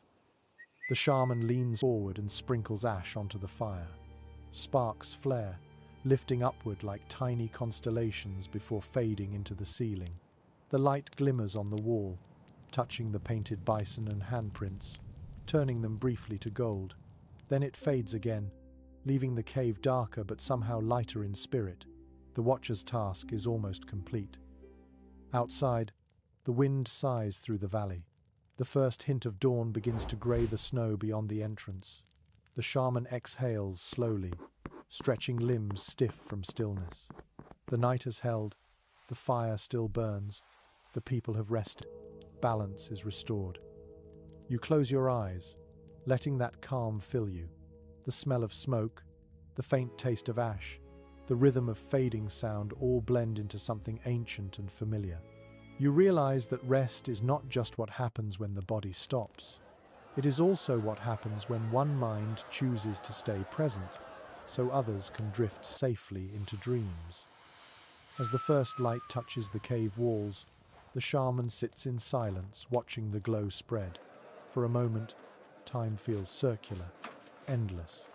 Night becomes day again, and with it, the story of humanity continues, steady as a heartbeat. By mid-season, the world outside the cave begins to shift. The deep snow shrinks into patches, rivers crack open, and birds return with high, echoing cries. The air carries a different scent now, one of thawing soil and faint green growth. The cold will come again, but for a few months the land softens. For the clan, this is the time to move. The migration begins at dawn. The cave that served as home through the brutal winter is quiet now. Smoke stains the ceiling where countless fires have burned, and the smell of old ash lingers like a memory. The people pack carefully, bundles of fur, stone tools, dried meat, and precious firestones that can still spark with a single strike. They do not say farewell aloud. They simply touch the walls one last time. That gesture alone carries meaning enough. Archaeologists studying migration routes have found patterns that match this rhythm. When the first thaw came, Ice Age families left their caves for open valleys and riverbanks. They followed herds, fish runs, and the promise of easier weather. What guided them was not map or compass, but memory. The landscape itself was a living archive of survival. Every ridge and hollow told a story. Every stone marked a past refuge. You follow them out into the pale light. The sun feels unfamiliar after so many nights of firelight. The snow crunches beneath your feet, but patches of earth peek through, soft and damp. The air tastes alive, rich with the smell of thaw. In the distance, you hear water running freely for the first time in months. It sounds almost like laughter. The group moves slowly, carrying everything they own. Children walk between adults, their small feet sinking into slush. The elders keep a measured pace, leaning on sticks polished by many winters of travel. There is no hurry, no panic, only steady movement. They are returning to a cycle older than memory. An interesting clue found in ancient European sites reveals that many Ice Age families return to the same caves year after year. The layers of ash, bones, and tools in those shelters show repeated use separated by seasons of absence. These migrations were not aimless wanderings, but deliberate circuits across familiar land. The world itself was a network of remembered resting places. As they walk, the air grows warmer. You can feel sunlight on your face, faint but kind. The rhythm of footsteps over melting snow becomes hypnotic. The sound of voices drifts through the air, low and contented. A hunter hums softly, perhaps repeating one of the old winter melodies. The children echo him, turning it into a game. The result is music, shaped not by instruments but by motion and shared breath. When the group pauses beside a stream, they rest on the thawed ground. The earth feels spongy, full of water. Someone kneels to drink from the clear current, cupping hands carefully. The taste of cold water is sharp, clean, almost sweet. You realize how rare freshness must have felt after months of melting snow over the same fire. As the sun rises higher, the people begin to walk again. The terrain opens into wide plains still patched with ice. In the distance, dark shapes move against the horizon, herds of reindeer migrating north. The hunters study the movement carefully, deciding which direction to follow. The future will depend on these choices. Researchers who examined Ice Age hunting grounds discovered that routes between caves and plains matched seasonal animal paths. These humans were not wandering blindly but traveling with intention, guided by patterns learned from generations before. It was memory passed through stories and instincts, the wisdom of where warmth could be found, where food would return, where sleep would once again be safe. You can almost feel the invisible thread connecting one cave to another, one night of firelight to the next. Perhaps that is what dreaming taught them, to imagine a place before reaching it, to hold an image in the mind until it became real. The memory of comfort was a compass no storm could erase. By afternoon, the group reaches a ridge overlooking a valley. Below lies a patchwork of stone and grass, dotted with shallow caves. The air carries the smell of water and distant smoke from another family's camp. The elders exchange glances and nods. They will stay here for a time. The children run ahead, their laughter carrying through the air. The sound is the same in every era, freedom rediscovered. The people move methodically, inspecting each hollow for safety. They look for signs of animals, for airflow, for the shape of rock that will hold heat. When they find a suitable spot, they begin to unpack. Firestones strike, sparks leap, and soon the air fills with the smell of smoke again. It feels like home, though the view has changed. This constant movement between shelters shaped their understanding of belonging. Home was not a single place. It was a rhythm of returning, a circle of memory. To sleep deeply in one cave meant knowing that another awaited when the season turned. In that way, rest became both physical and spiritual travel. The evening deepens, and the new fire crackles brightly. The air outside cools, but inside the chosen cave the heat spreads easily. You sit near the entrance, watching the sky fade from blue to violet. The herd still moves across the horizon, shimmering like ghosts of gold and silver. Behind you, the group begins its familiar preparations for sleep, arranging furs, stacking wood, murmuring softly. You understand now that this migration is not only about food or shelter, it is about continuity, the quiet assurance that even after leaving one safe place, another can be made. The dream of warmth carries forward, linking winter to spring, cave to cave, generation to generation. As the stars brighten above, you close your eyes and listen to the fire's first song in this new home. The sound is the same, the warmth unchanged. The earth cradles its travelers once again, and the memory of every cave they have ever known glows faintly inside the flame. The new cave feels like a gift. Its walls curve gently, holding warmth with less effort, and a small crack above the entrance lets the smoke escape perfectly. For a few nights, everything seems easy again. The clan rests well, their laughter light, their bellies full from successful hunts. Yet in this fragile balance, nature still waits to test them. One evening, as dusk deepens into indigo, a cold gust snakes through the entrance. The fire flickers but does not go out. The watchers glance at one another and shrug. The air outside smells sharper, metallic. The wind continues to rise until it moans through the valley. Someone feeds the fire, but the flames hesitate as if uncertain. A few hours later, the temperature inside begins to drop. The children stir under furs, pressing closer to their mothers. The adults add more wood, then more again, but the warmth fails to hold. The draft that usually keeps the air clean now pulls heat away. The smoke that once escaped easily drifts back inside, grey and thick. The fire gasps, as if struggling for breath. You can feel the cold spreading through the stone itself. The walls that once radiated warmth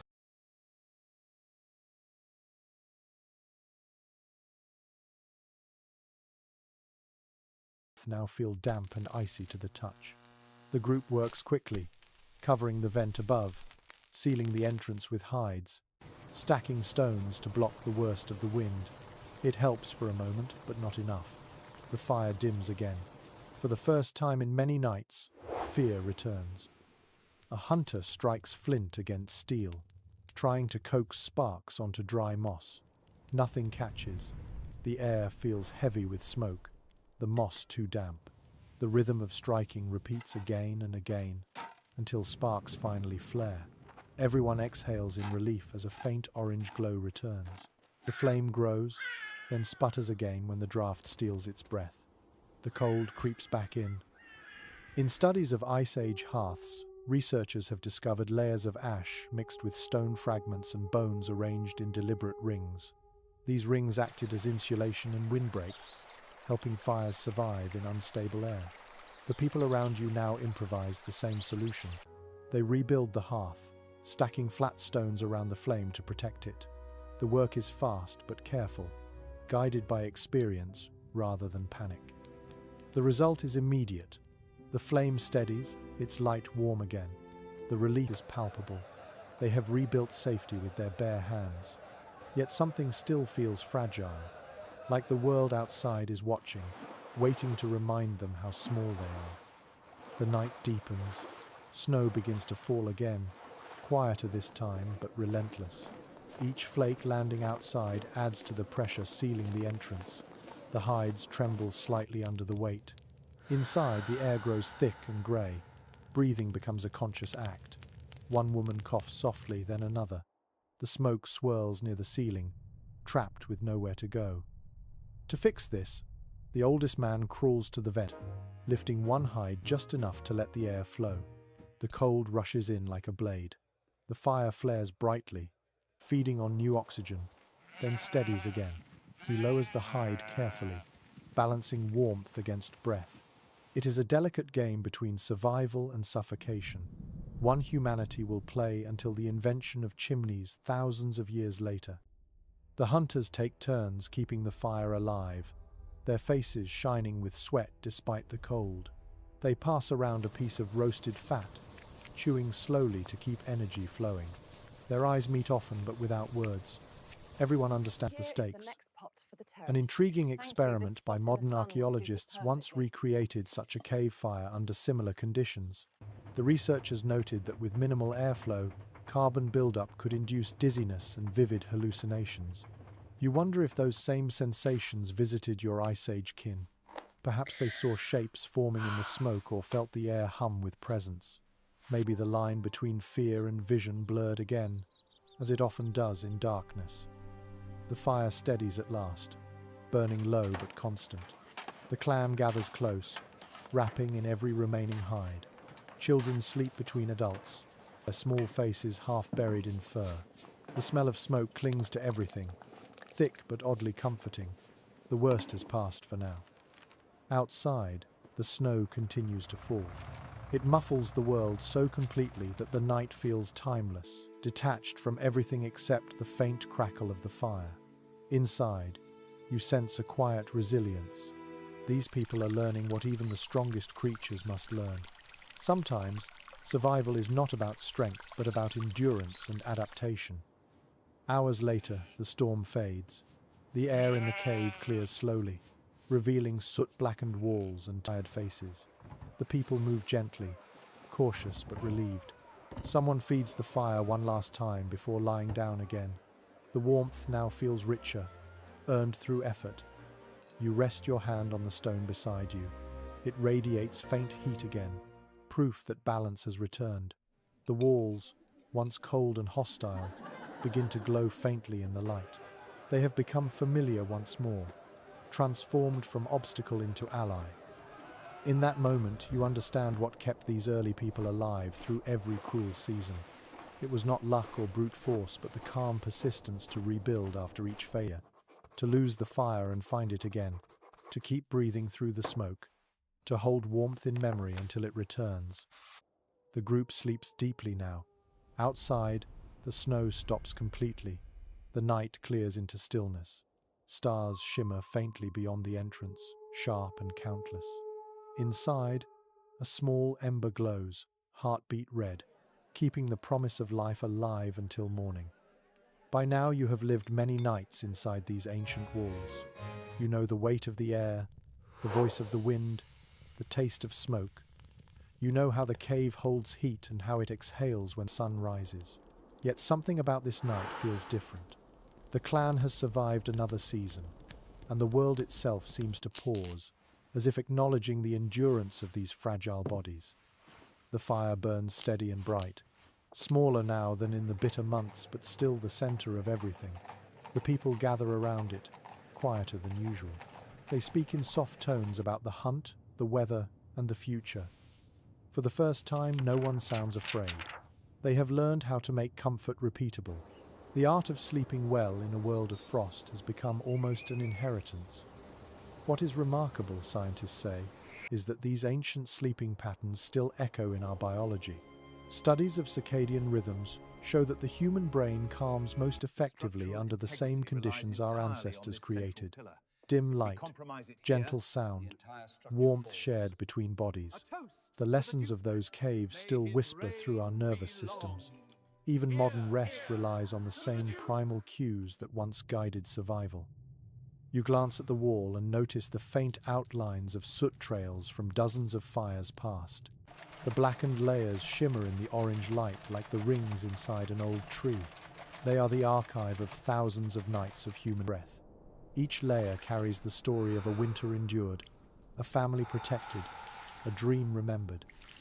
A young woman sits near the fire, braiding a cord from animal sinew. Her fingers move with calm precision. Around her wrist is a small string of beads made from shells carried here from a distant coast. It is one of the few decorations in this world of stone and fur. Shells this far inland could have been traded, or perhaps found during summer wanderings. Their presence proves that even in hardship, people valued beauty. Modern archaeologists have found similar ornaments beside hearths, suggesting that aesthetics were not a luxury, but a necessity. Beauty, like warmth, sustained the mind. You touch the smooth surface of a nearby rock and realize how polished it has become from generations of contact. The habit of resting a hand on stone, of grounding the body before sleep, might have taught the first humans the comfort of texture. Even today, we seek similar reassurance through the softness of blankets and the weight of pillows. The connection between body and material began here, in the quiet cradle of rock. Some researchers suggest that the darkness of these caves allowed the human mind to evolve deeper forms of rest. With no flicker of artificial light and no sharp boundaries between waking and dreaming, early humans slipped easily between consciousness and imagination. Their nights were long, yet they were not restless. The body obeyed the darkness, and the mind wandered safely within it. You breathe slowly, letting your own eyes adjust to the same dim glow. The sound of the fire is gentle, the rhythm of breath familiar. A mother hums softly to a child who refuses to settle. The tune is low and repetitive, the melody more feeling than sound. Listening, you sense that the song has no beginning or end. It is a loop, a circle, like the seasons themselves. The hum mingles with the dripping of water from the ceiling. Together they create the world's first lullaby. This combination of sound and stillness was enough to slow the heartbeat, to quiet the mind. The repetition told the body it was safe. Sleep came easily when the world outside had been held at bay. An interesting observation from modern sleep studies shows that people who spend time in environments mimicking natural light-dark cycles report deeper rest and more vivid dreams. It seems the human body still longs for the rhythm of firelight and the darkness that follows. The artificial brightness of our age has not erased the echo of those caves. It merely buries it. As you sit there, you imagine the first moment a prehistoric person woke and watched the fire dim, realizing they had slept through the night without fear. That recognition must have felt profound, almost holy. Safety was not permanent, but it was possible. To wake warm, surrounded by familiar faces, was to know that life could be more than struggle. It could contain moments of peace. You look at the people around you now. Their breathing is slow, their faces peaceful. The fire paints their cheeks gold. The children's small hands rest open, fingers curled loosely as if they hold invisible dreams. The elders sleep sitting upright, heads tilted slightly forward, expressions serene. This tableau feels timeless. If you stepped away, centuries could pass, and nothing here would change. Perhaps this is what our modern world has forgotten. Sleep is not only the absence of movement, it is a conversation between body and environment.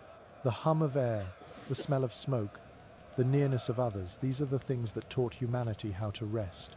The cave was not just shelter, it was a teacher. It shaped the nervous system, the imagination, and even the way we define safety. You realize that when people today close their eyes in a darkened room, the same ancient instinct still guides them. The body recalls the rhythm of the fire, the closeness of family, the security of stone around it. The warmth of a blanket is the memory of fur. The sigh of a heater is the echo of wind outside a sealed entrance. The past lives quietly within each night's rest. The fire snaps gently, breaking the stillness. A few sparks rise and vanish. You stretch, feeling the air shift against your skin. The warmth is perfect, not stifling, not cold. Your breathing matches the rhythm of those around you. For a brief moment, everything feels aligned. Outside, The night stretches over the valley. The snow glows faintly under the stars, and a thin mist moves along the river. Inside, the last fire of winter burns low but steady. You close your eyes, aware that soon this clan will move again, carrying fire, stories, and dreams to the next shelter. The legacy of their nights will continue far beyond these walls. The season turns gently now. The air at the cave's mouth no longer bites, but carries the faint sweetness of thawing grass. The river beyond has broken free of its icy shell, and its voice drifts faintly through the valley. Inside, the fire burns smaller each night, no longer a desperate defense against the cold, but a quiet companion marking the passage of time. The people are preparing to leave this cave for the last time. You sit with them as they sort their tools and furs, their movements slow, unhurried. No one seems eager to go, yet everyone knows it is time. The air feels different, lighter somehow, as though the cave itself is exhaling. Months of smoke have left the walls dark and shining, yet patches of colour remain from the paintings made in earlier nights. They gleam softly now in the daylight, red and black and ochre, reminders of stories whispered before sleep. The youngest child laughs near the entrance, delighted by the first moth of the season fluttering in the light. Others smile at the sound. For the clan, laughter and birdsong mean survival has succeeded. There is food enough, warmth enough, and the promise of more beyond the valley. The ice is retreating, and the land opens its arms again. Archaeologists studying the layers of soot and debris in such winter shelters often find a sharp change near the top. Traces of pollen, lighter ash, cleaner air. These marks record the final nights of habitation before families move towards summer plains. To them, the caves were never prisons but seasonal havens. They belong to the rhythm of migration as much as the fire and hunt. The group begins their final ritual of gratitude. The elder, who kept the fire through the darkest nights, kneels by the hearth, stirring the ashes with a smooth bone. She scatters a handful of dried herbs into the fading coals, and a pale ribbon of smoke rises. The scent fills the cave: pine, sage, and faint sweetness of dried berries. It is not a prayer in words, but an offering. The smoke drifts upward, brushing the ceiling where soot has thickened for generations, merging with the memory of every fire that ever burned here. They do not rush to extinguish the last flame. Instead, they let it shrink naturally, feeding it just enough to stay alive until the moment of departure. Each person touches the warm stone at the edge of the hearth, the same gesture repeated countless times. Some whisper softly, others remain silent. There is no grief in the ritual, only quiet reverence. A young hunter packs embers into a hollowed piece of wood lined with moss and bark. He will carry this living spark to their next camp. Archaeological evidence shows that such portable embers were treasured possessions, protected with the same care as tools or food. They allowed fire to be reborn wherever the group settled again. The act of carrying flame was both practical and sacred, a literal continuation of life. You watch as they gather near the entrance. The air outside glows golden, scattered with drifting snow that melts before touching the ground. The first green shoots are beginning to pierce the soil. The valley smells of wet stone and renewal. Each step outside feels like stepping into another world, but the memory of the cave clings gently, a second skin of warmth and smoke. Before leaving, a woman turns back to look inside. The light catches her face, and for a moment she seems to see not just the cave, but the echo of every night spent there. The hum of songs, the laughter after storms, the faint glow of embers keeping death away. She smiles, places a hand on the wall, and then follows the others into the open air. Inside, the fire dwindles at last. The smoke curls upward in slow spirals, then fades. The cave is silent again, empty except for the faint warmth still radiating from the stones. It will cool soon, but the scent of human life will linger for a while, a whisper of existence carried in the minerals and soot. Centuries from now, another group will find this place. They will notice the blackened ceilings, the layered ash, the handprints still faintly visible in red ochre. They will wonder about the people who lived here, how they endured, how they dreamed. Perhaps they will understand what you now feel, that this cave was not just shelter, but a cradle of the human spirit. The wind returns, moving softly through the entrance. It stirs the dust, the scent of herbs, the faint remnants of warmth.